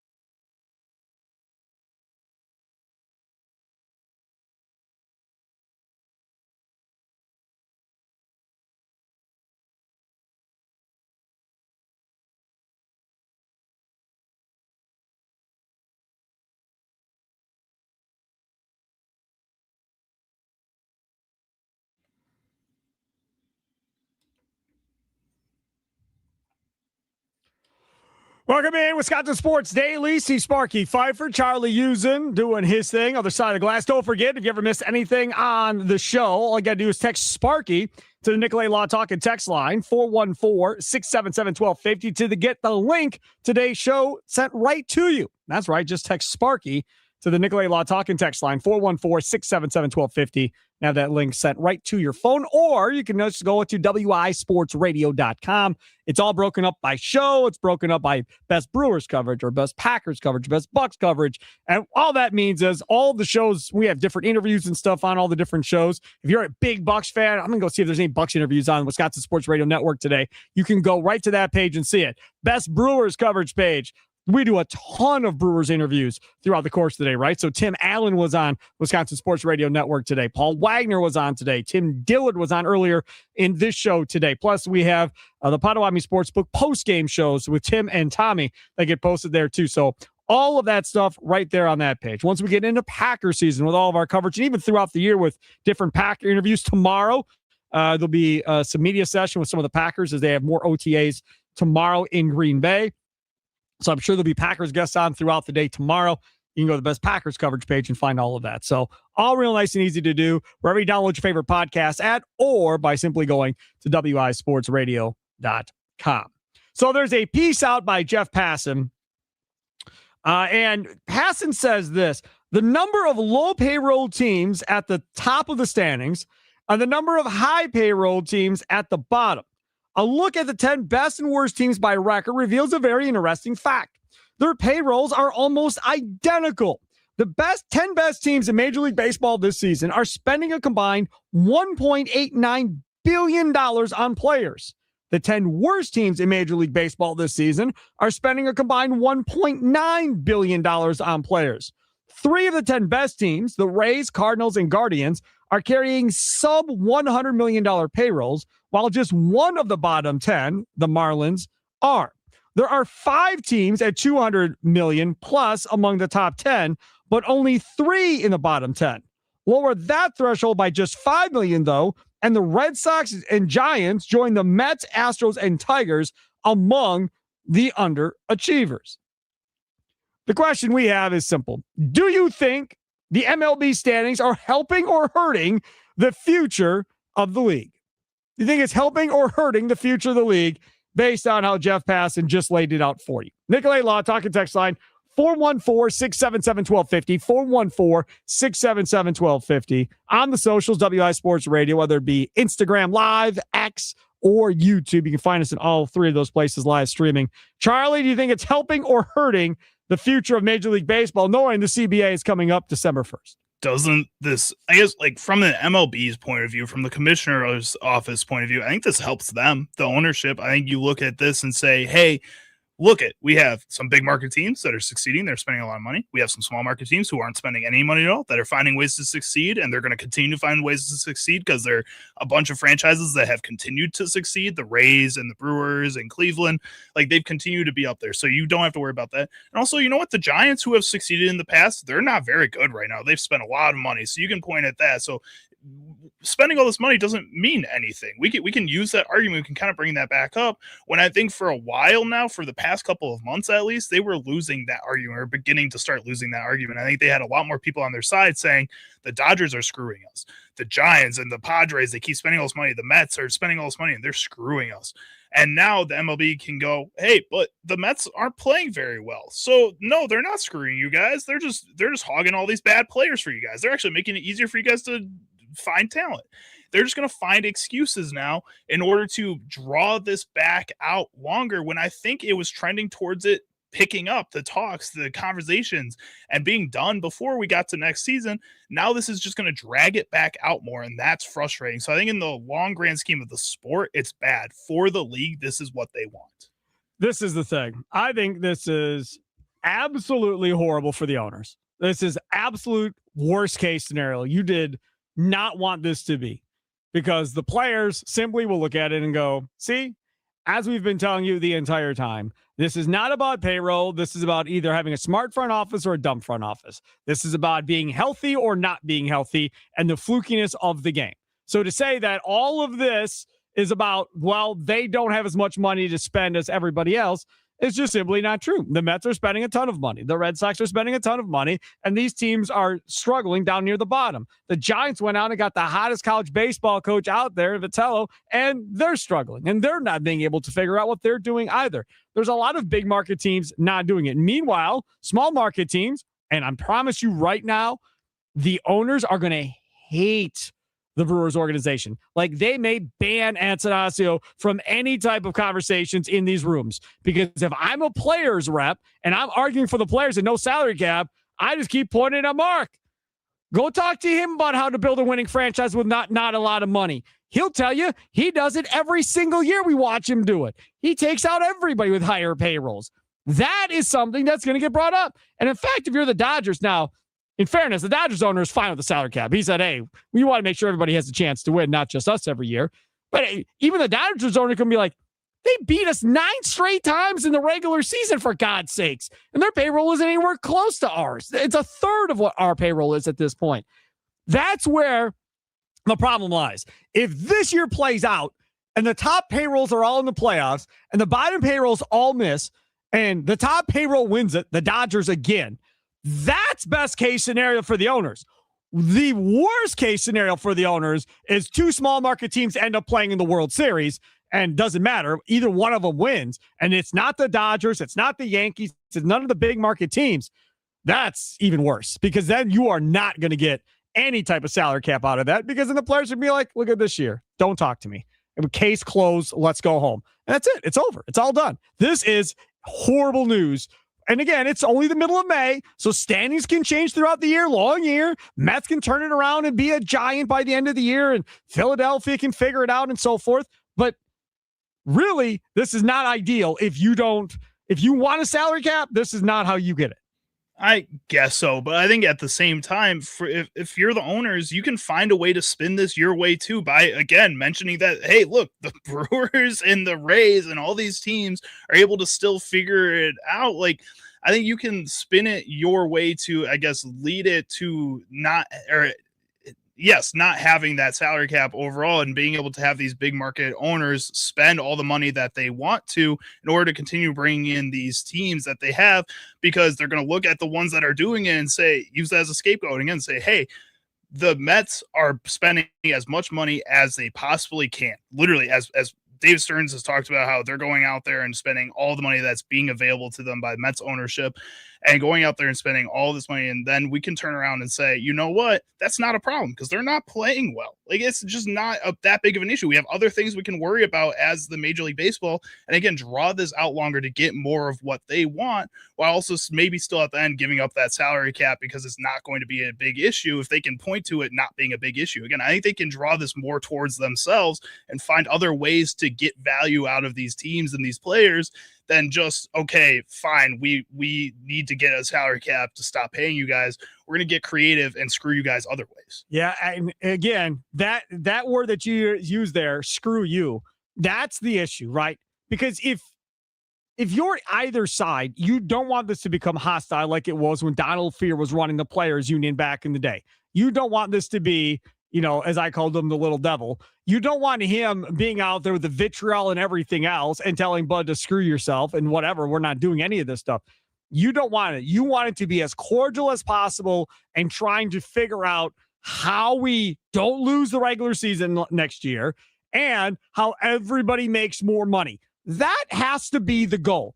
And I understand from a fan perspective, it is no, that does not have to be the goal. The goal needs to be that the Marlins have a chance to win the World Series spending no money. The goal has to be the Pirates have a chance to win the World Series, making, spending $90 million a year, $100 million a year. The Pirates or the Brewers shouldn't have to spend $300 million a year to do that when they don't have the same TV rights deal or any of the revenue coming in like the Dodgers do, and so forth. That is what has to be fixed. And everybody wants to turn around and look at the National Football League and say, that's what we want. They are never, ever, ever giving you a hard salary cap. There's no chance. Now, can you go further into like luxury tax, like baseball kind of has set up now, and go more towards the way of the NBA and potentially try and do it that way? Yeah, maybe. Maybe you can do that where it's a soft cap But the thing that comes with a soft cap, in my mind, has to be a hard floor, right? So if I'm going to give you a soft cap of it's $250 million, and if you're $25 million over, you owe me 25. If you're 50 over, you owe me 50, and then do it that way, and then start penalizing draft picks on top of it. So now, if you're the Dodgers and you're 100 million over, you lose your first round pick for the next 2 years. If you're 150 over, you lose your first round pick for the next 5 years. Whatever. You figure out some type of way to penalize those teams. Now, on the bottom of that is that hard floor, and say the hard floor is $100 million. Sorry, Marlins ownership, you gotta have to go find the money somewhere and pay it. Sorry, Athletics, you're gonna have to get over 100 million. Sorry, White Sox and everybody else that's under 100 million. I don't know if any of these teams are, but you all have to be over 100 million. And if you're not, the same type of deal should go forward. You're getting fined however much you're under, and once you get below a certain number, we're going to start taking draft picks from you too, from being below the salary cap floor. Now it's $150 million that separates the floor from the ceiling without penalties on either side of it. That now seems a little bit more fair than what the road that we're, or the current status of Major League Baseball is right now. I just think those discussions now all of a sudden take longer, though, because we're having this discussion now. Like, I think it is going to take the way they had it before all these statistics start coming out and you start posting stuff like this is that I think you were kind of leaning more towards getting a hard salary cap and finding ways to, again, lean more towards the ownership getting what they wanted. And now this is just going to drag out whatever conversations the MLB is going to have moving forward here. And that's a problem to me. But that's exactly right. And that's why a lot of people think they're going to miss games next year. I would assume they're going to miss spring training, and you'll have some type of revised couple of week of spring training camp, like 3 weeks or whatever it may be. You'll have pretty much your roster that you have, maybe a couple spots open, but there won't be all these additional players. These minor leaguers will not have time in big league camp because they'll be into their minor league season. So when you get, if spring training happens in, say, May, and the season starts June 1, well, they're in the minor league season. So none of those guys are going to have an opportunity to be involved in, and get to face major league pitching in spring training like they normally do. And now you ramp up, you start June 1st, and then the season is done at the same time, and you cut 2 months off the season. But I think people will quickly realize is that's good enough. You don't have to have all of these damn games in order to make everybody happy. What you cannot have happen is you can't have it get to, say, the All-Star break and you're not playing. Then you get to a point of no return. Because then at that point, it's like we've lost all this revenue from April, May, June, and July, that now we're screwed. Now as owners, now we really don't care, because now you've cost us half a season. And now if we come back, now we're going to have to pay you. If we don't come back and we miss the whole season, free and clear, I don't owe you anything because the season never happened. Mm-hmm. That's the other part of this tricky game that applies. Can these players, if for some reason that case happens where you miss the entire season, the owners don't have to pay these players, can they go play for the Milwaukee Milkmen if they wanted to for that whole year and just spend a year playing some kind of semi-pro ball, make some kind of money, keep practicing, keep staying out there, and maybe fans can go see them that way, and that pushes ownership to speed up some kind of process like that? Like, can you go in that direction where they're just they're spreading the game out, and then again that speeds it up that way? I also, I guess, am curious then too, if you do get this salary cap put into place at some point and you're missing 30 games, 40 games at the beginning of the season, do the players then turn around and say, okay, in the next CBA discussions, we want a shorter season because that did work out better for us. We like that. Like you were saying, that works out best, and then we can we all of a sudden have another lockout in 5 years. Players won't do that because every game is dollar signs, right? They get paid per game. So if there's a shorter season, then there's less money going forward, because otherwise it would make all the sense in the world. And furthermore, there's never going to be less games because now there's less streaming money and TV revenue money and everything else.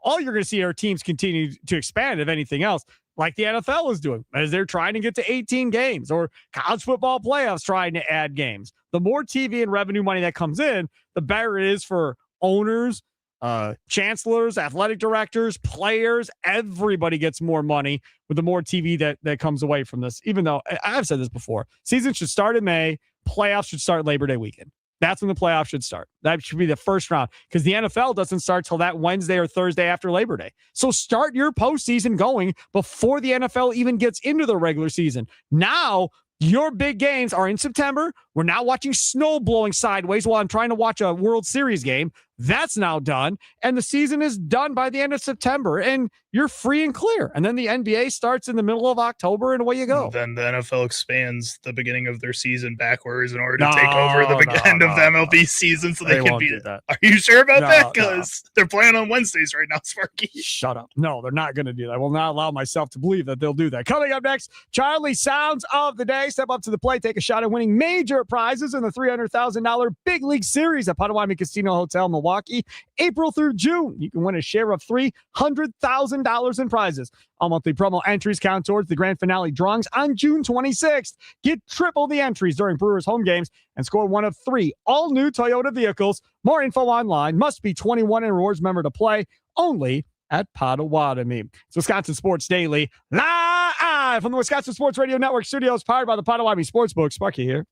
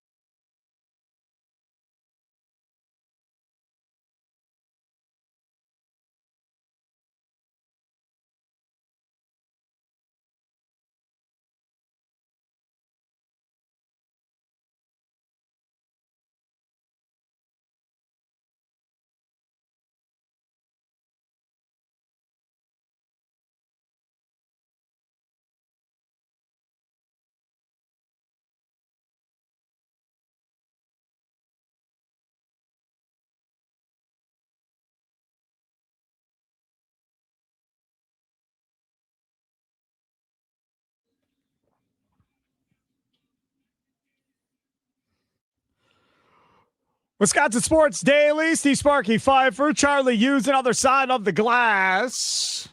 Happy Tuesday to you. Hope you had a good Memorial Day weekend.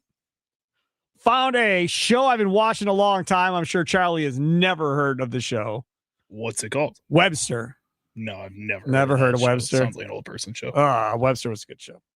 I liked Webster. So yeah, I watched a couple episodes of Webster yesterday and all that. How was the bar business Memorial Day weekend where you were bartending? It was busy, but not like crazy busy. It was just steady throughout the day. So Sunday, So the they entire didn't drag day. on for you. No, it did. Well, I wouldn't say that. It was still standing at the bar for 8 hours, pouring beer. You get tired of it after a little while, especially on a Sunday when you've been working all week. But we made some pretty good money, and we had a good time, so that's all that matters. Yeah, making money is good, no question. What sound clips will Chicago Charlie pick today for Sparky? Will Sparky become enraged? Will laughter ensue? It's time for Charlie's Sound of the Day. It's Wisconsin Sports Daily on the Wisconsin Sports Radio Network. All right, Charlie, use it. Where to first? All right, so first up here, we're going to head on over to WISN 12, where our friend Joe Thomas, who comes on the station all the time inside Wisconsin Sports, been on this show all the time, was discussing working with Tucker Kraft this past week and what he's seen out of the tight end in his recovery from the torn ACL. Did I see on social media where you spending some time with Tucker Kraft recently? How did that go? Yeah, it was great. So Coach LaFleur invited me up to practice on Monday. He wanted me to bring over some of my Hall of Fame Farms Wagyu beef for the team, and so we brought some up and got a chance to spend some time with the offensive line and with Tucker Kraft. And he's a country boy like me, so we had a lot in common and hit it right off. It was great hearing about his rehab and how excited he is for the upcoming season. Yeah, absolutely. I was going to ask about that. You know, when you see him right now, how is he performing mentally, physically? Is he coming back together, going to be stronger than ever? Absolutely. You know, like the medicine today with ACL rehabs is incredible, and you're going to come back stronger as long as you put in the work. And he's definitely been putting in the work, and he's looking good already. Were you able to offer him any advice? I said, great, eat more Wagyu beef, because that'll heal that knee even a little bit faster. But no, he doesn't need any advice from me. He's in great shape. He's looking good, and I know it's so exciting for him thinking about the season that's coming up with Jordan Love really hitting the prime of his career. This is the thing. I would really love to buy in and say, okay, Joe, I believe you. I think Jordan Morgan is set. Here we go. Because if Jordan Morgan is set and here we go, then all the bashing and so forth that was happening to Jordan Morgan from the Packers fan base for the last couple of years as he struggled to do anything on the right side of the line, Goody then can smile and be like, see, this is what I drafted him for. I drafted him to take over for Rasheed Walker, and now we have him. The problem is you only got him for a couple more years, and then you're going to have to pay the man, essentially, once he's taken care of, which the Packers will gladly do without any issues. And that means Jordan Morgan's blind side is protected for the next decade. Jordan Love's blind side. Jordan Morgan. Love. Yeah, not Jordan Morgan. No. Jordan Love's blind side is protected for the next decade. Absolutely, they'll pay him if he's that guy. And if we're being honest, if I could pick anybody to go teach Jordan Morgan how to play offensive line, and you're telling me I could have Luke Buckus teach him, Stenovich teach him, or Joe freaking Thomas, I'm going to take Joe freaking Thomas. Yeah, I know they're coaches. He may not technically be a coach, but I'll take Joe Thomas, who's played in the league at a Hall of Fame level at left tackle, to go give the man some pointers on how to do things going forward. Absolutely, I would. In fact, if I was the Packers, I'd probably put him on some type of consulting contract if I need him during the course of the year. Wouldn't it be crazy if the college team that Joe Thomas played for wanted to do that too? No. Now, Joe Thomas last season was working with the offensive linemen on Wednesdays. He said that the last time he was on our show during the season, that he was working with the Badgers linemen on Wednesday. Just a little bit more. Like, I want him like as a presence on the campus of the University of Madison. Like, I feel like that would be a really cool deal to have that around and help out the recruiting that you've already taken a step with. Yeah, I think he's there. Maybe not to the presence you're talking about, but he's definitely involved in helping for sure at this point. All right, what else you got? All right, next up, we were talking about the leagues adding more games, taking away games. This is Jason Kelsey, former NFL center, future Hall of Famer, saying that the NFL might be getting a little too greedy. Sunday is the day of football.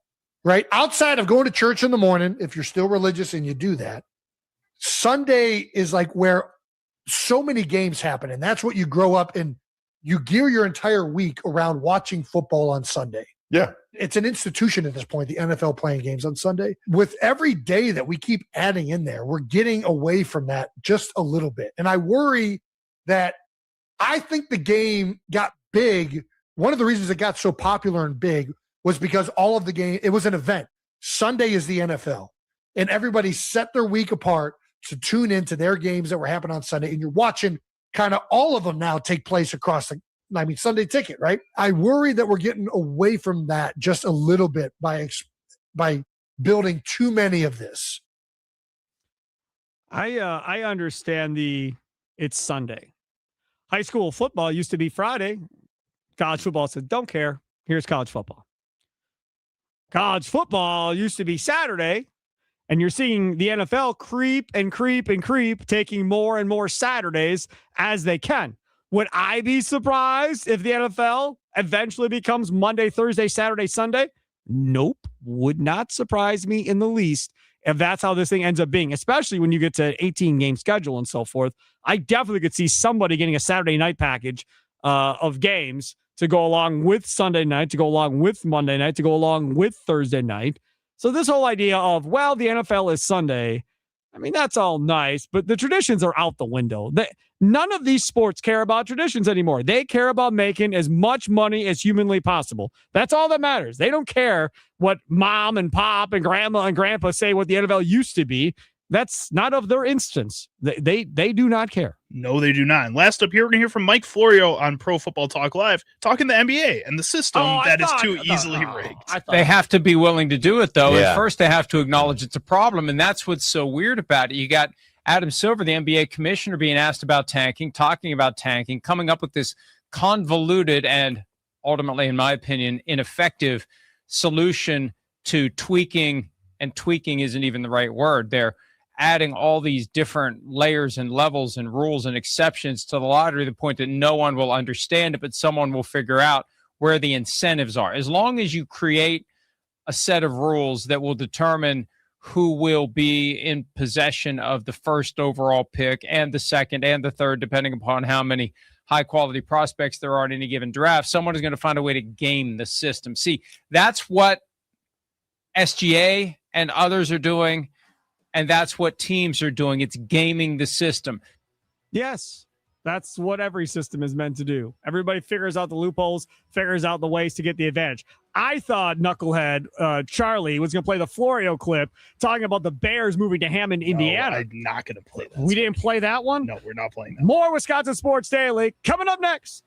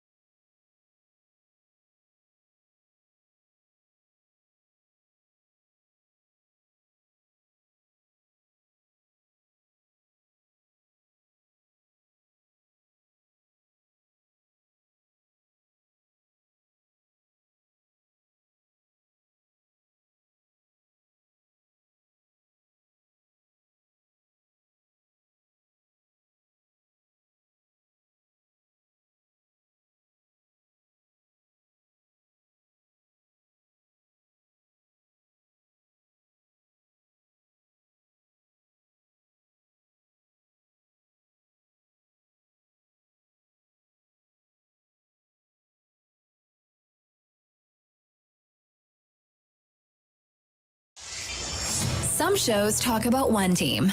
Other shows barely talk sports.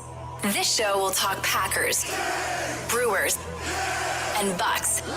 Every day. It's Wisconsin Sports Daily with Steve Sparky Pfeiffer on the Wisconsin Sports Radio Network.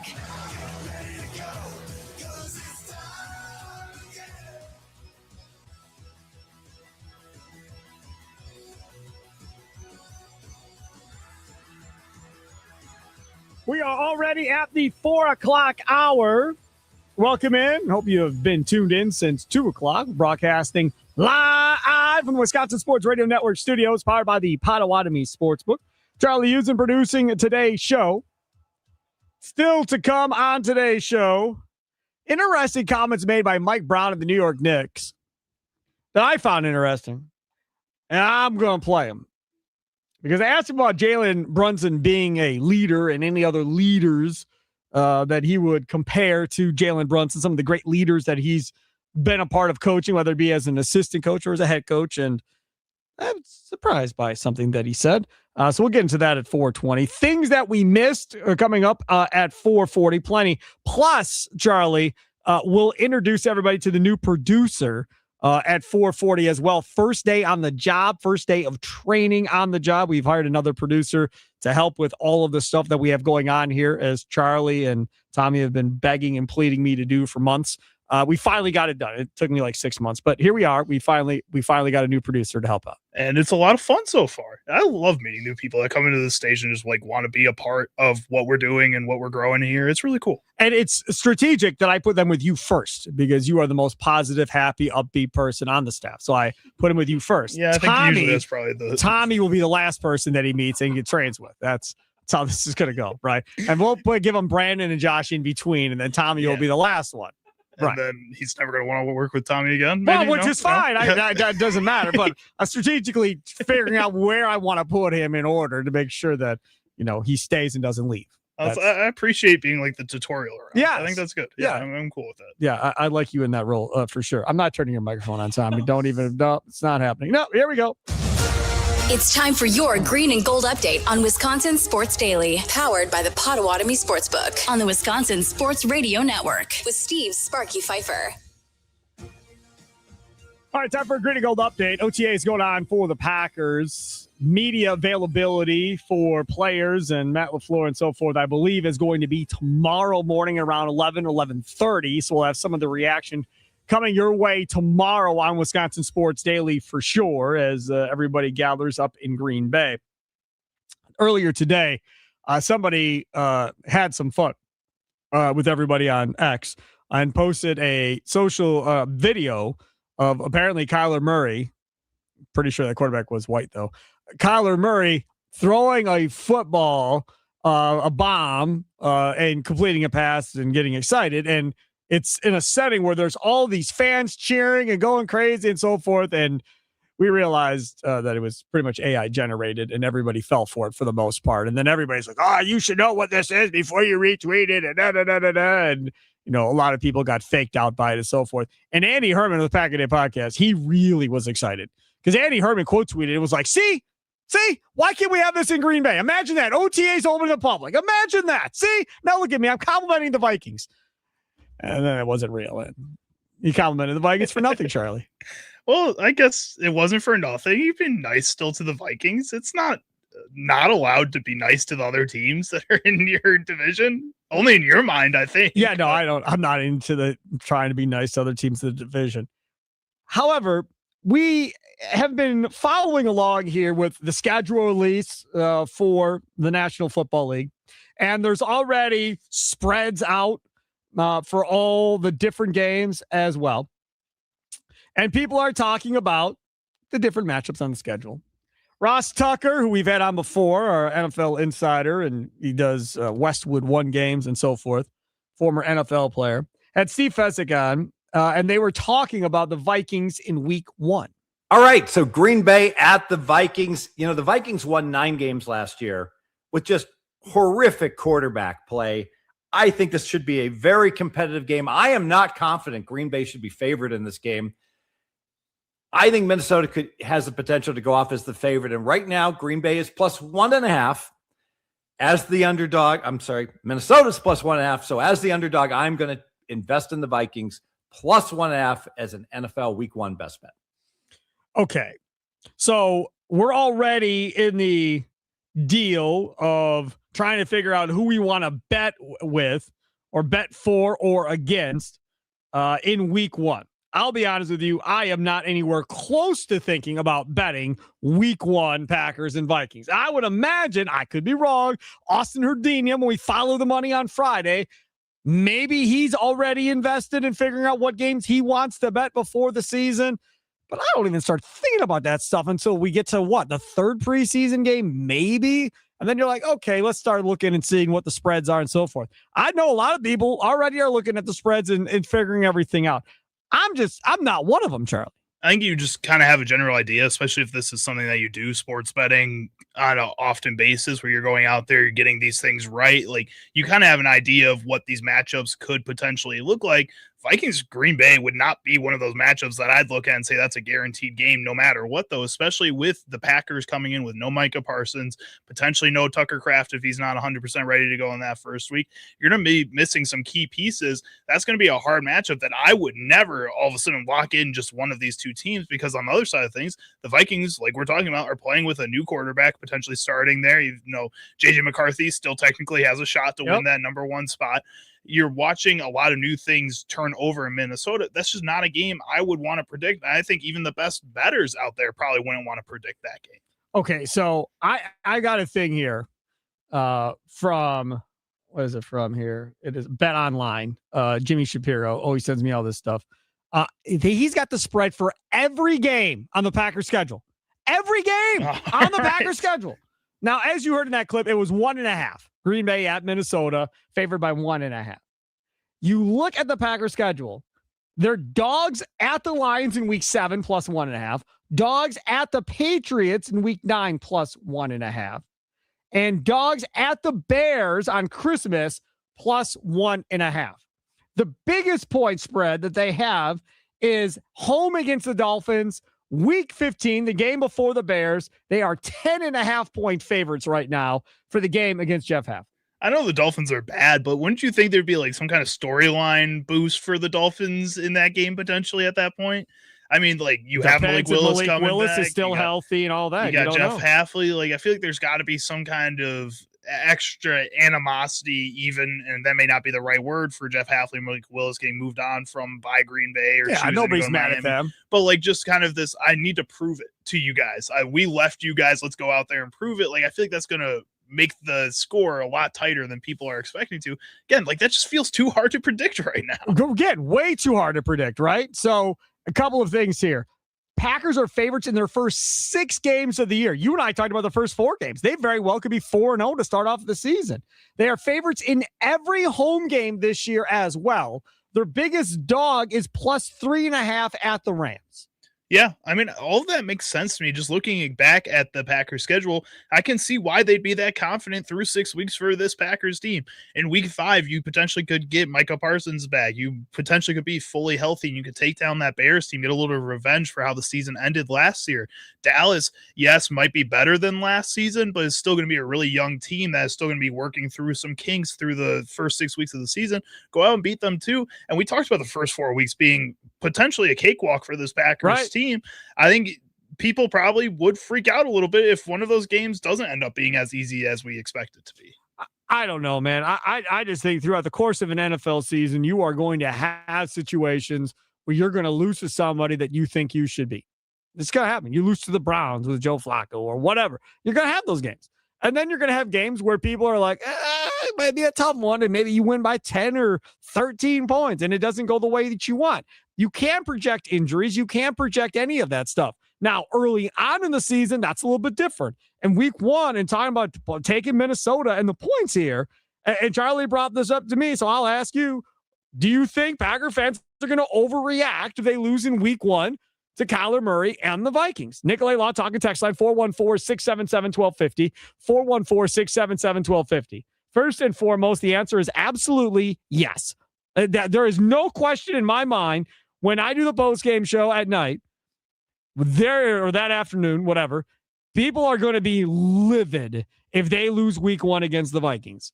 Kyler Murray, J.J. McCarthy, Charlie Usen, will not matter who the quarterback is. Packer fans are going to be hot because I think in most of our minds, it's the Packers and Bears, then the Lions, and then the Vikings. Even though the Vikings did pretty damn good last year, considering they didn't really have a quarterback most of the year, right? So it's not like the Vikings had 3 wins and we should look down at the Vikings, but I feel like Packer fans do that. But as we've talked about previously, I just think it's advantage Green Bay. Gannon knows Kyler Murray from having coached him. So that's one thing. He knows strengths and weaknesses, coverages that he struggles reading, whatever the case may be. So that's going to be advantage Green Bay defense. And the other advantage is you're going to have a brand new play caller and offensive coach for Kyler Murray that he's never, ever worked with. And he's going to have to get used to that. And Kevin O'Connell, the head coach and play caller, is going to have to get used to Kyler Murray, figuring out what he likes, when he likes him, and so forth. Playing the Vikings later in the year, I think, is more of an issue once they get comfortable with each other. And once there's some tape of Gannon's defense for the Packers on film of, okay, I got an idea of what their base looks like and what they try to do every game. Now we can game plan for that. But coming in, not really knowing necessarily what the plans are against Kyler Murray, because with Jeff Hafley, you knew rushing nobody because he can run. So we're going to stay here and play patty cake with the defensive line with 3 or 4 guys up front and make sure he doesn't get out and run on us and give him all the time in the world to throw the football and occasionally blitz him. That was the Jeff Hafley way of dealing with a guy that can run. I do not know the Gannon way of how he plans on dealing with, say, a Kyler Murray. That's something we don't know, Charlie. Yeah, and I frankly think, though, on the other side of things, that Jonathan Gannon doesn't exactly know yet either, and this Packers defense doesn't exactly know yet either, and that they're going to be in the same kind of boat that Kyler Murray and this Vikings offense is going to be under.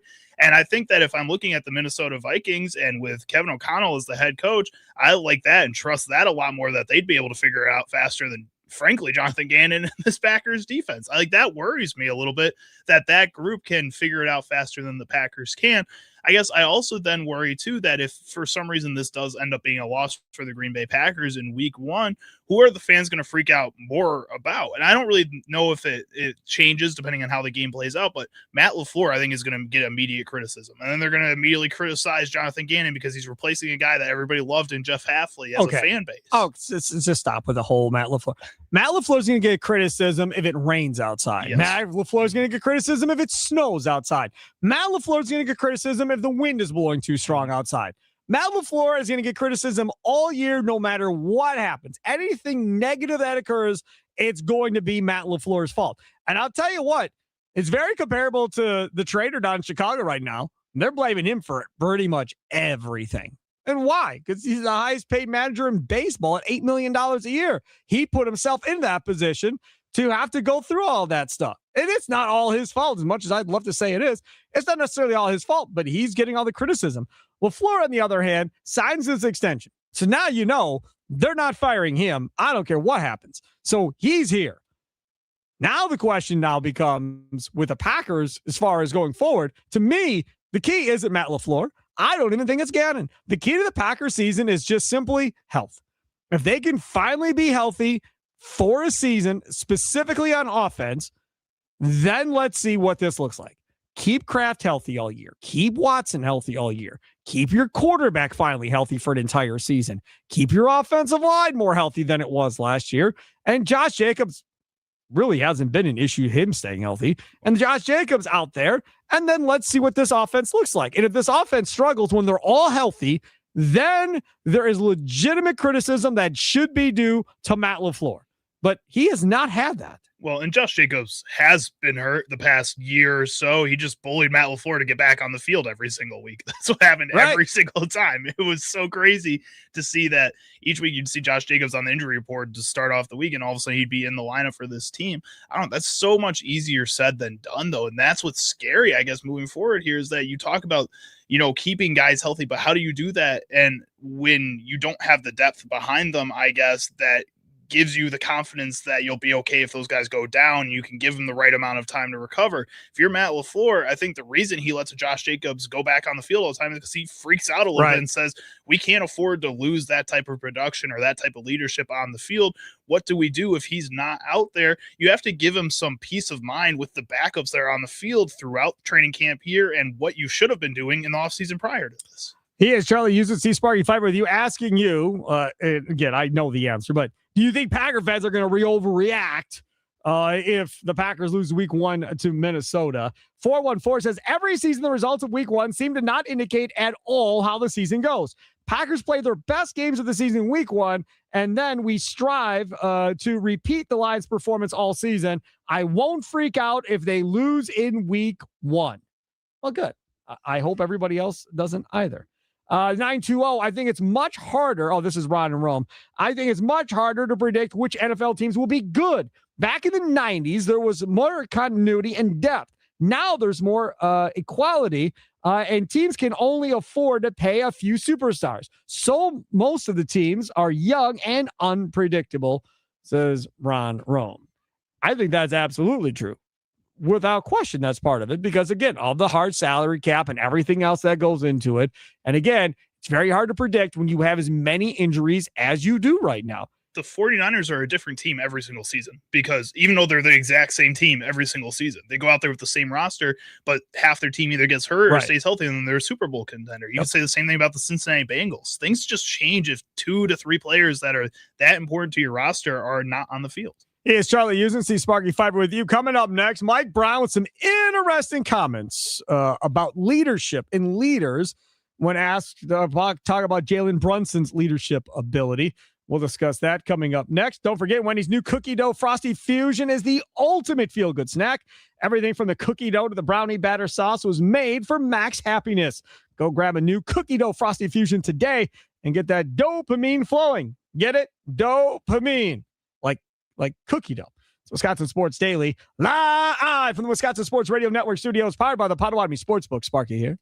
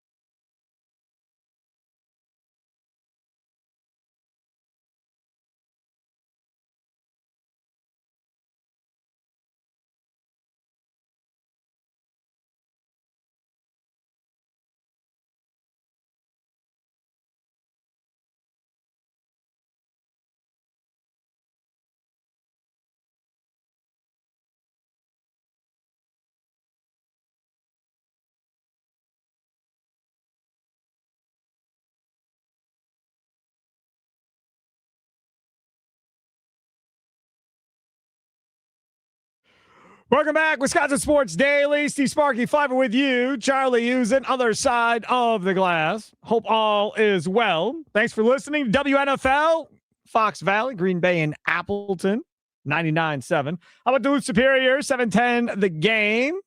Milwaukee, Southeastern Wisconsin, 1250 AM and 105.7 FM The Fan. And, of course, in Wausau, 93.9 The Game up there. Definitely appreciate you all tuning in. And don't forget the leadoff show with Tommy Wirtz comes up from 5 until 6:30 today. Gets you ready. Game 2, Brewers and Cardinals. Harrison on the mound for the Brew Crew. And we'll see if he can go out there and duplicate what the Miz did yesterday. Maybe go out there, rack up 10 or 12 strikeouts.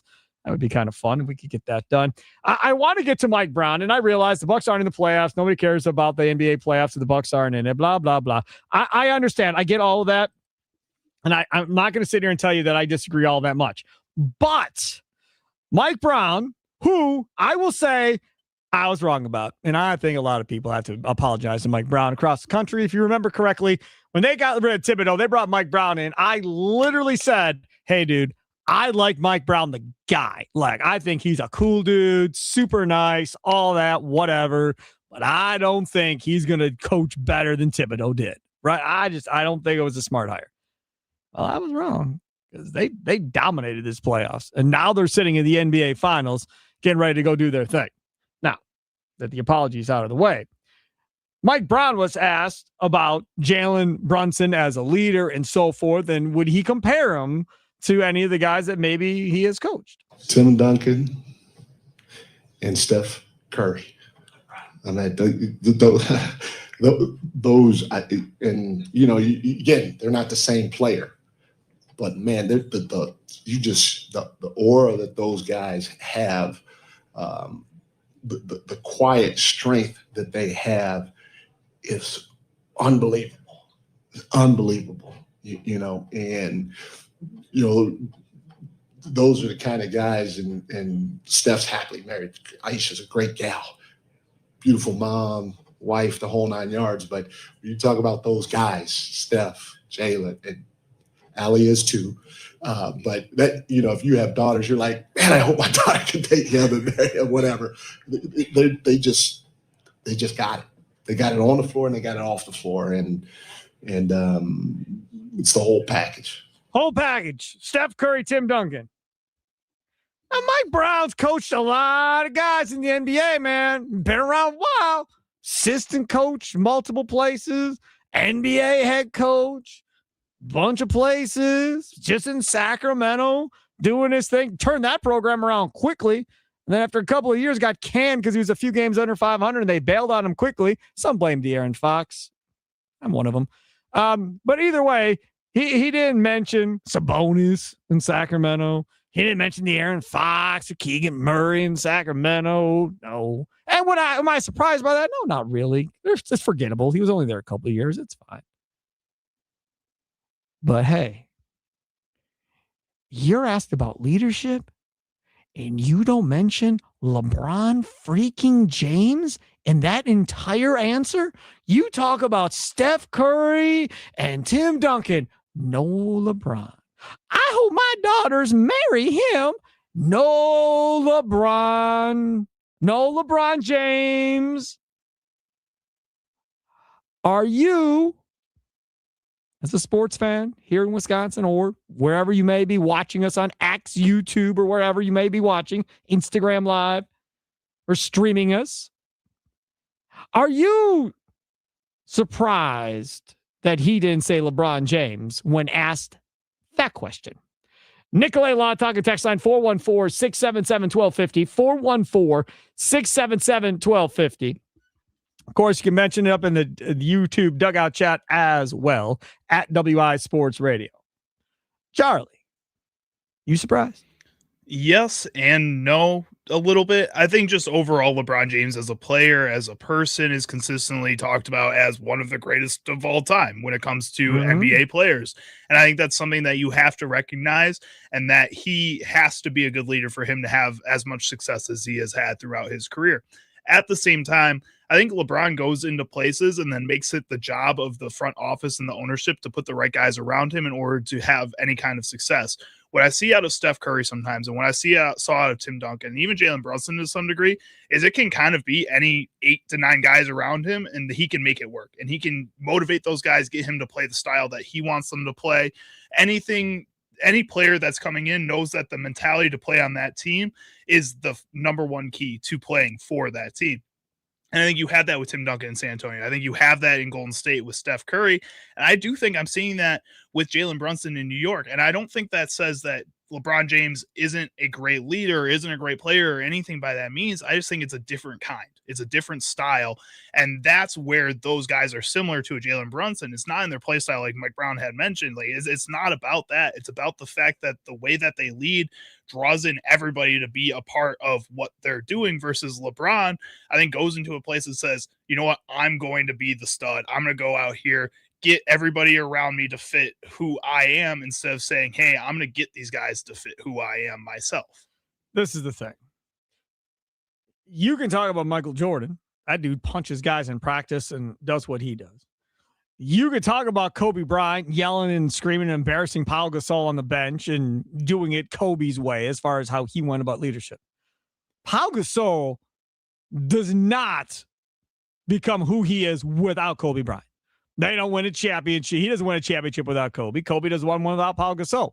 Kobe Bryant changed that man's life going forward. And now Pau Gasol is helping to raise Kobe's kids after Kobe passed away, obviously. But that was life-changing stuff right there, right? This LeBron James thing, very, very interesting to me, because you could have a guy like Michael Redd. Michael Redd wasn't a vocal dude. Michael Redd always said, hey, man, I lead by example. I'm a quiet dude. I'm just go out there and play. And they can, feed off of that and do what you want. Steph Curry, relatively quiet. Tim Duncan, relatively quiet, I would say at this point. I don't know about LeBron James. And to your point of what you said, which is he's dictating roster decisions, I think it's hard to be that guy when you're deciding whether or not the center is still on the team next year, when you're deciding who the starting point guard is the next year. That's a hard position to be in. And to heck with all that, how about deciding if you're going to be the head coach again next year? Well, and I think that's the biggest key to all of this, and what makes these guys, what makes it so easy to be a great leader with these teams. I think Mike Brown is a little different, obviously, because he doesn't have the same tenure, but Tim Duncan's playing with Greg Popovich, who's also just an amazing leader and can go and help do all the front office stuff, all the roster changes. Like, Tim Duncan doesn't have to worry about that stuff. Steve Kerr is one of the greatest coaches of all time, and has helped Steph Curry to just focus on basketball because he can worry about all the other things that are going down with those teams. I think you look at LeBron James, and only once in his career can I say that I think he truly played for an all-time coach, and that's in Spoelstra, and that's it. Okay. Now, I got something for you. Now, this goes back to Giannis. Okay. When y'all got mad at me about my Giannis take. Mm-hmm. If the coach says, hey, man, we're going to do this, and the player goes, to hell with that, we're going to do what I want to do, is that being a good leader? No, probably not. Okay. So here is something from Brendan Haywood. This is from some podcast. Brendan Haywood says LeBron erased David Blatt, the former Cavaliers head coach, play that ended up becoming the infamous game winner he hit against the Bulls. Quote, it was the way he ran practice. He was kind of scared to coach LeBron. Remember the shot that LeBron hit in Chicago? David Blatt drew up that play for J.R. Smith. He had the utmost confidence in JR, but we all thought the play was going to LeBron. He was like, okay, yeah, JR. And Bron grabbed the clipboard and said, absolutely not. Erased the coach's play and called his own play. And that's the iconic shot he hit over Jimmy Butler. You're not supposed to draw up a play for anybody except LeBron James in that situation. That is Brendan Haywood. And I don't think he's wrong in saying that. I think would Steph Curry do that? Well, Steph Curry doesn't have to do that. Would Tim Duncan have done that? I don't think Tim Duncan would have had to do that. I think Greg Popovich and Steve Kerr look at their rosters and say, yeah, I'm putting the ball in those guys' hands. Time out. Now, listen, I know for certain in San Antonio, Parker had plays at the end of games. Ginobili had plays at but the it end was of the a games. situation So that forth. Tim Duncan Golden understands, is my State, point. Durant, Klay Thompson, It's situations where Steph Steph Curry understands that and they know these things before. If you're going into one of these games and LeBron James is all of a sudden seeing a random J.R. Smith play, or like it should be LeBron's hands and not J.R. Smith's hands on that ball, you need to go and make that decision and be smart about it. You need to be a good coach. Charlie, now think about it from this perspective. What if you're J.R. Smith? If you're J.R. Smith, coach goes, here, you go win the game. He goes, to hell with that. I'm winning the game. This is my team. I'm going to go do this if we win or lose. If you're J.R. Smith, you're like, yeah, that's cool. That makes sense. He's LeBron James, and you're good. Or is it like, man, screw you, man. You don't think I can make this shot? I know I can make this shot. Screw you, LeBron. Like, that's the type of stuff. When you have that much power, it makes it difficult to then be called a great leader in moments like that. And again, I'm not saying David Blatt was a great coach. I think we all agree David Blatt wasn't a great NBA coach. Maybe overseas he was, but not here. That's what makes it difficult. So when Mike Brown's asked that question and he's like, nah. It doesn't say LeBron, and you're like, oh my goodness. But it's hard to do it that way. I also think, though, with J.R. Smith, like that example that you're bringing up there, if David Blatt had spent the past 3 weeks breaking down these situations and going through this and said, in this play, that like this has to be LeBron James. Like this has to be the moment that he gets this shot. I know we got some other plays for J.R., and maybe it might look like that at first, but I make that decision, and they have these discussions, and J.R. Smith knows these situations prior to that, then no, he doesn't get mad at that. He says, okay, this is what we practice. This is the plan. Let's do it. But I think if you're a bad coach and you haven't planned out these things and you plan a play for J.R. Smith and then LeBron James steals it away from the coach and you just let that happen as the coach of this team, then you look at your coach and say, you're not standing up for me when you were going to give me that confidence before, even though Dave Blatt probably just saw what LeBron said and wrote down and goes, oh, that's probably right. Like and he's probably just in the right spot, which you could have explained 2 weeks ago to your players. And you would assume that LeBron did it to everybody. That would be my guess, because when Spoelstra took that job, nobody knew who the hell Eric Spoelstra was. He was replacing Pat Riley, who had won how many titles? Everyone's like, what are we doing? Why don't you give these guys a real head coach? And I think they're worth second guessing probably from LeBron to start with, because he didn't know Spoelstra at all. Like, okay, man, I'll trust you, Pat. I'll trust that you're right. Now it looks a genius move by Pat Riley. Right. He produced a Hall of Fame coach that was his assistant in Spoelstra. I think best coach in the league. It helps LeBron to take a step back, though, and maybe give Spoelstra a little bit of leniency when he has his best friends in Dwayne Wade and Chris Bosh playing next Pat to him. Riley. Like, again, there's different situations that I think LeBron feels less in need of taking over in moments like that, even though it is a coach in the same kind of boat, maybe as his Cleveland days. But then it's Dwayne Wade that maybe is getting that shot, not J.R. Smith. Like, you can deal with that easier. Tim Dillard, who was on earlier in the show at 2:20. He's normally on Mondays. He was on today because Memorial Day yesterday. Go back, listen to it if you missed it. It was really, really good. Tim Dillard normally doesn't send me stuff necessarily unless I ask, right? I text him, hey, man, you good to come on? Yeah, sure, no problem, whatever. He sent me some video. Wait till you hear what he sent me. It's Wisconsin Sports Daily, live from the Wisconsin Sports Radio Network studios, powered by the Potawatomi Sportsbook, and we're going to meet our new producer on the other side.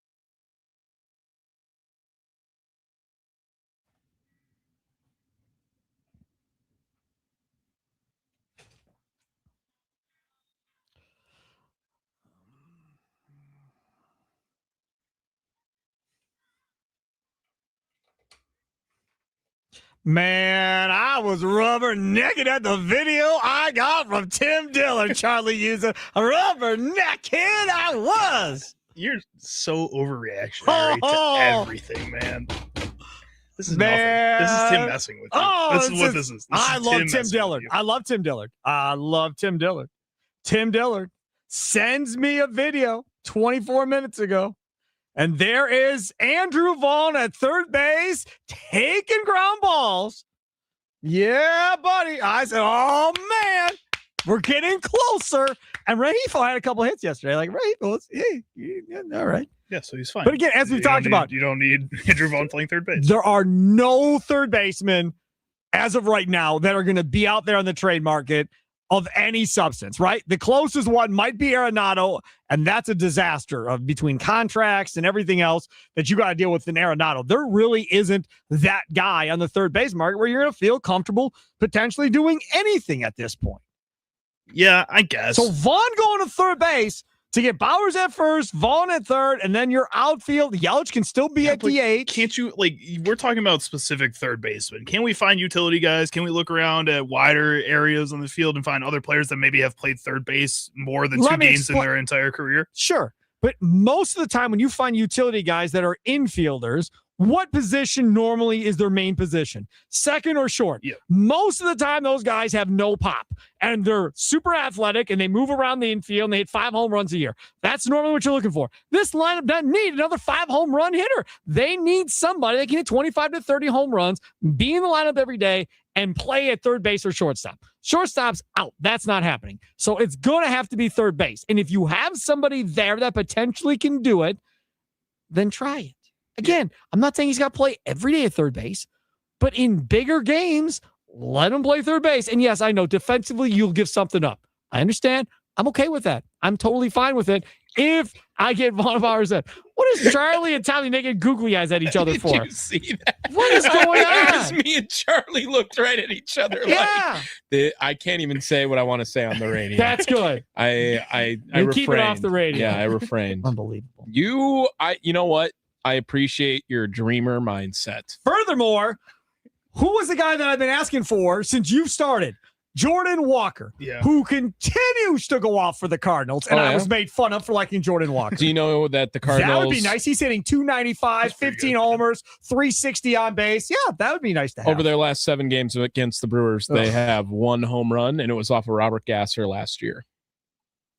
That's pretty good. What does that have to do with my love for Jordan Walker? It means it wasn't Jordan Walker who hit that home run. Oh, who cares? Who cares? God, turn your microphone back off. Oh, good God. All right, I turned it off. You're done talking.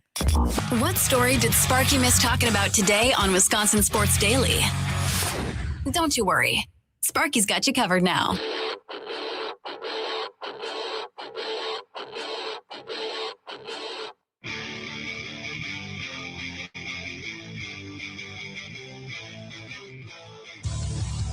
All right, things that we missed on today's show. We missed introducing the newest producer to the Wisconsin Sports Radio Network. He comes to us from ESPN Lacrosse, indeed, back in the day.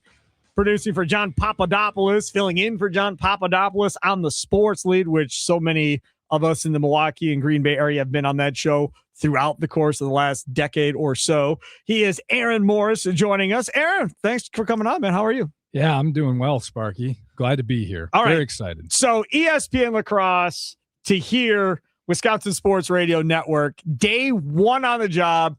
You've been hanging out with Charlie over there, figuring out how this whole thing works. Early thoughts on Charlie, just Charlie, the dude. Very good at what he does. Oh, good way to start. Yep. Good way to start. Well, I'll turn Tommy back on. I think it's He's safe. doing 4 things at once. Yeah. Correct. So that is impressive. I'll have to definitely get used to that side of things. Mm-hmm.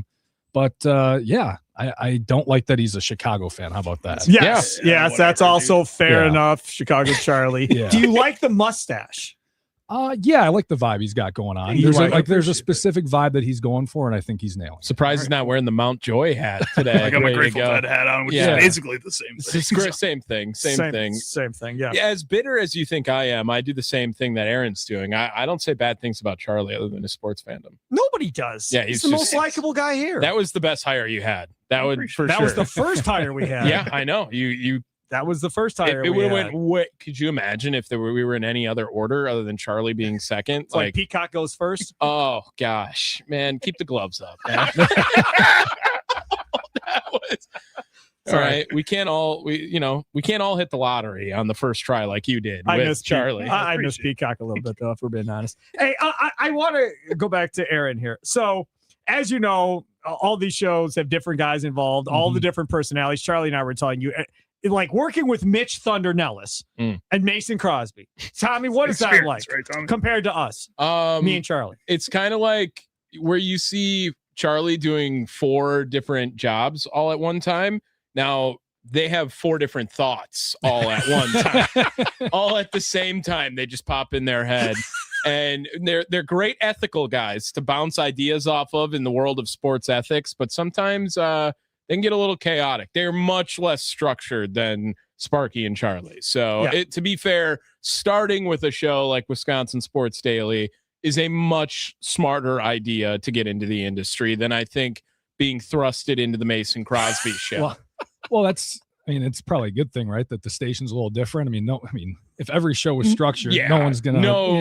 Two shows are the same. Every show's personality is completely different than the other. Everybody goes about doing what they do differently, and that's what makes this network, I think, as good as it is. And then we have the Tim Allen effect for the post game show. You smoke cigarettes, Aaron? Yeah, you're about to. No. It's a great line. Tim Allen effect. That is a great line. Yep. You need to smoke in every break. Yeah. Every break. The franchise is something, but he's good. He's been in radio a long time. Will help you a ton with how you go about doing your business. And not many people bigger Brewer fans than the franchise Tim Allen. And again, Tommy Wirtz coming up 5 to 6:30 with the leadoff show. You'll hear Aaron from time to time filling in when he is off. Charlie will be filling in for Tommy as well.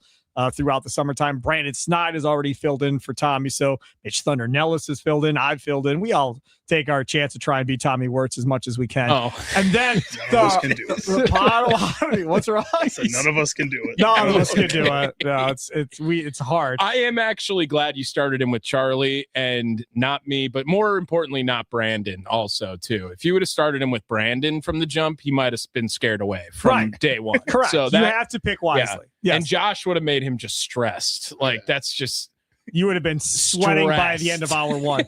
And so let me ask you this.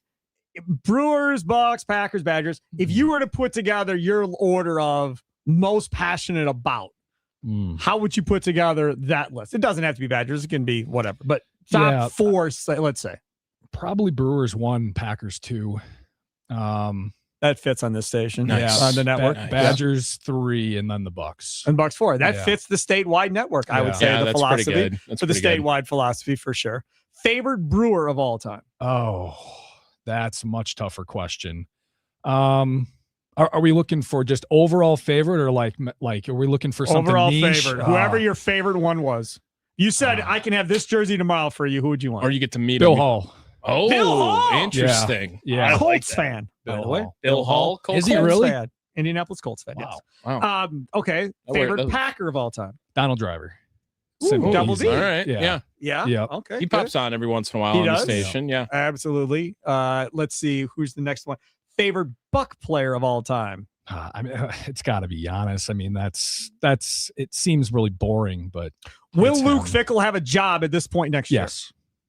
Whoa, is that belief in your voice? Yes, No, I think absolutely he'll be back. Yeah, The Badgers are going to be awesome next season. Dude. Who said the Badgers are going to be awesome? I've been saying 8 wins. 8 wins this year. Oh my He's good. gosh, He's Spark! good You to want go, to yeah. like it, Aaron. You want to For take sure. the under on this, Spark? 8? Yeah, There's 8 wins. no Yep. way. Are we Charlie, including, you going are we 7? including bowl games? No, not including bowl games during the regular season. You need 6 to get to the bowl game. Yeah, So I know, but I'm bowl saying 8. If we're including bowl game, I think 8 is no doubt a certainty. Oh my God, They'll win their bowl like game and get Sparky, the they're not making a bowl game, right, Spark? They have to, or he's fired. Well, yeah. They have to, or he's fired. So I mean, again, this all comes down to can they keep their quarterbacks? Let's get all the bad takes out of the way on day one. That's cool. Day one. It's all I'm right. full I of still bad believe takes, in Jaden so. Reed. I still believe in Jaden Reed. It's all right.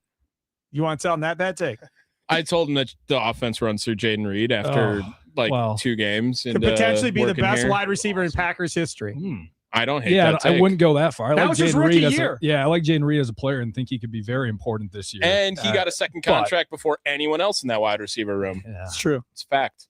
He did. He's also really the only inside guy they really have right now that they could re-sign. I think I said better than Randall Cobb. I don't think I said best wide receiver in history. Of the I brought team. up Sterling Sharp, and you said, "Oh, he'll be better." Okay. Yeah, you did. I thought it was Randall Cobb. Well, you're wearing your Coors hat, being a Broncos fan. Defensive and tackle. that game, so- Sparky, Yeah, you said yeah. Nestor Cortez was going to win a Cy Young last season. Yeah, I was wrong. Yeah, Cortez. Nestor Cortez. Cy Last Young. year, I said Chris Hook is so good. You watch, he'll make Cortez a Cy Young Jake candidate. Bauer's more career And then- innings pitched, lower ERA than Nestor Cortez Yes. in Brewers history. and healthier. And healthier. Cortez got hurt immediately, Lot and that more was the end of homers. him. Yeah. Otherwise, you would have been right. Otherwise, I would have Yeah. been right. Yeah. See, that's how you do it. Tommy, take notes. There's Aaron Morris. You'll hear a lot more of him on the Wisconsin Sports Radio Network. Tommy Word's coming up next with the lead-off show. Thanks for giving us a tune in today. It's Wisconsin Sports Daily, live from the Wisconsin Sports Radio Network studios, powered by the Potawatomi Sportsbook. Toodles! Bet you didn't think live could have 2 syllables. Sometimes 3.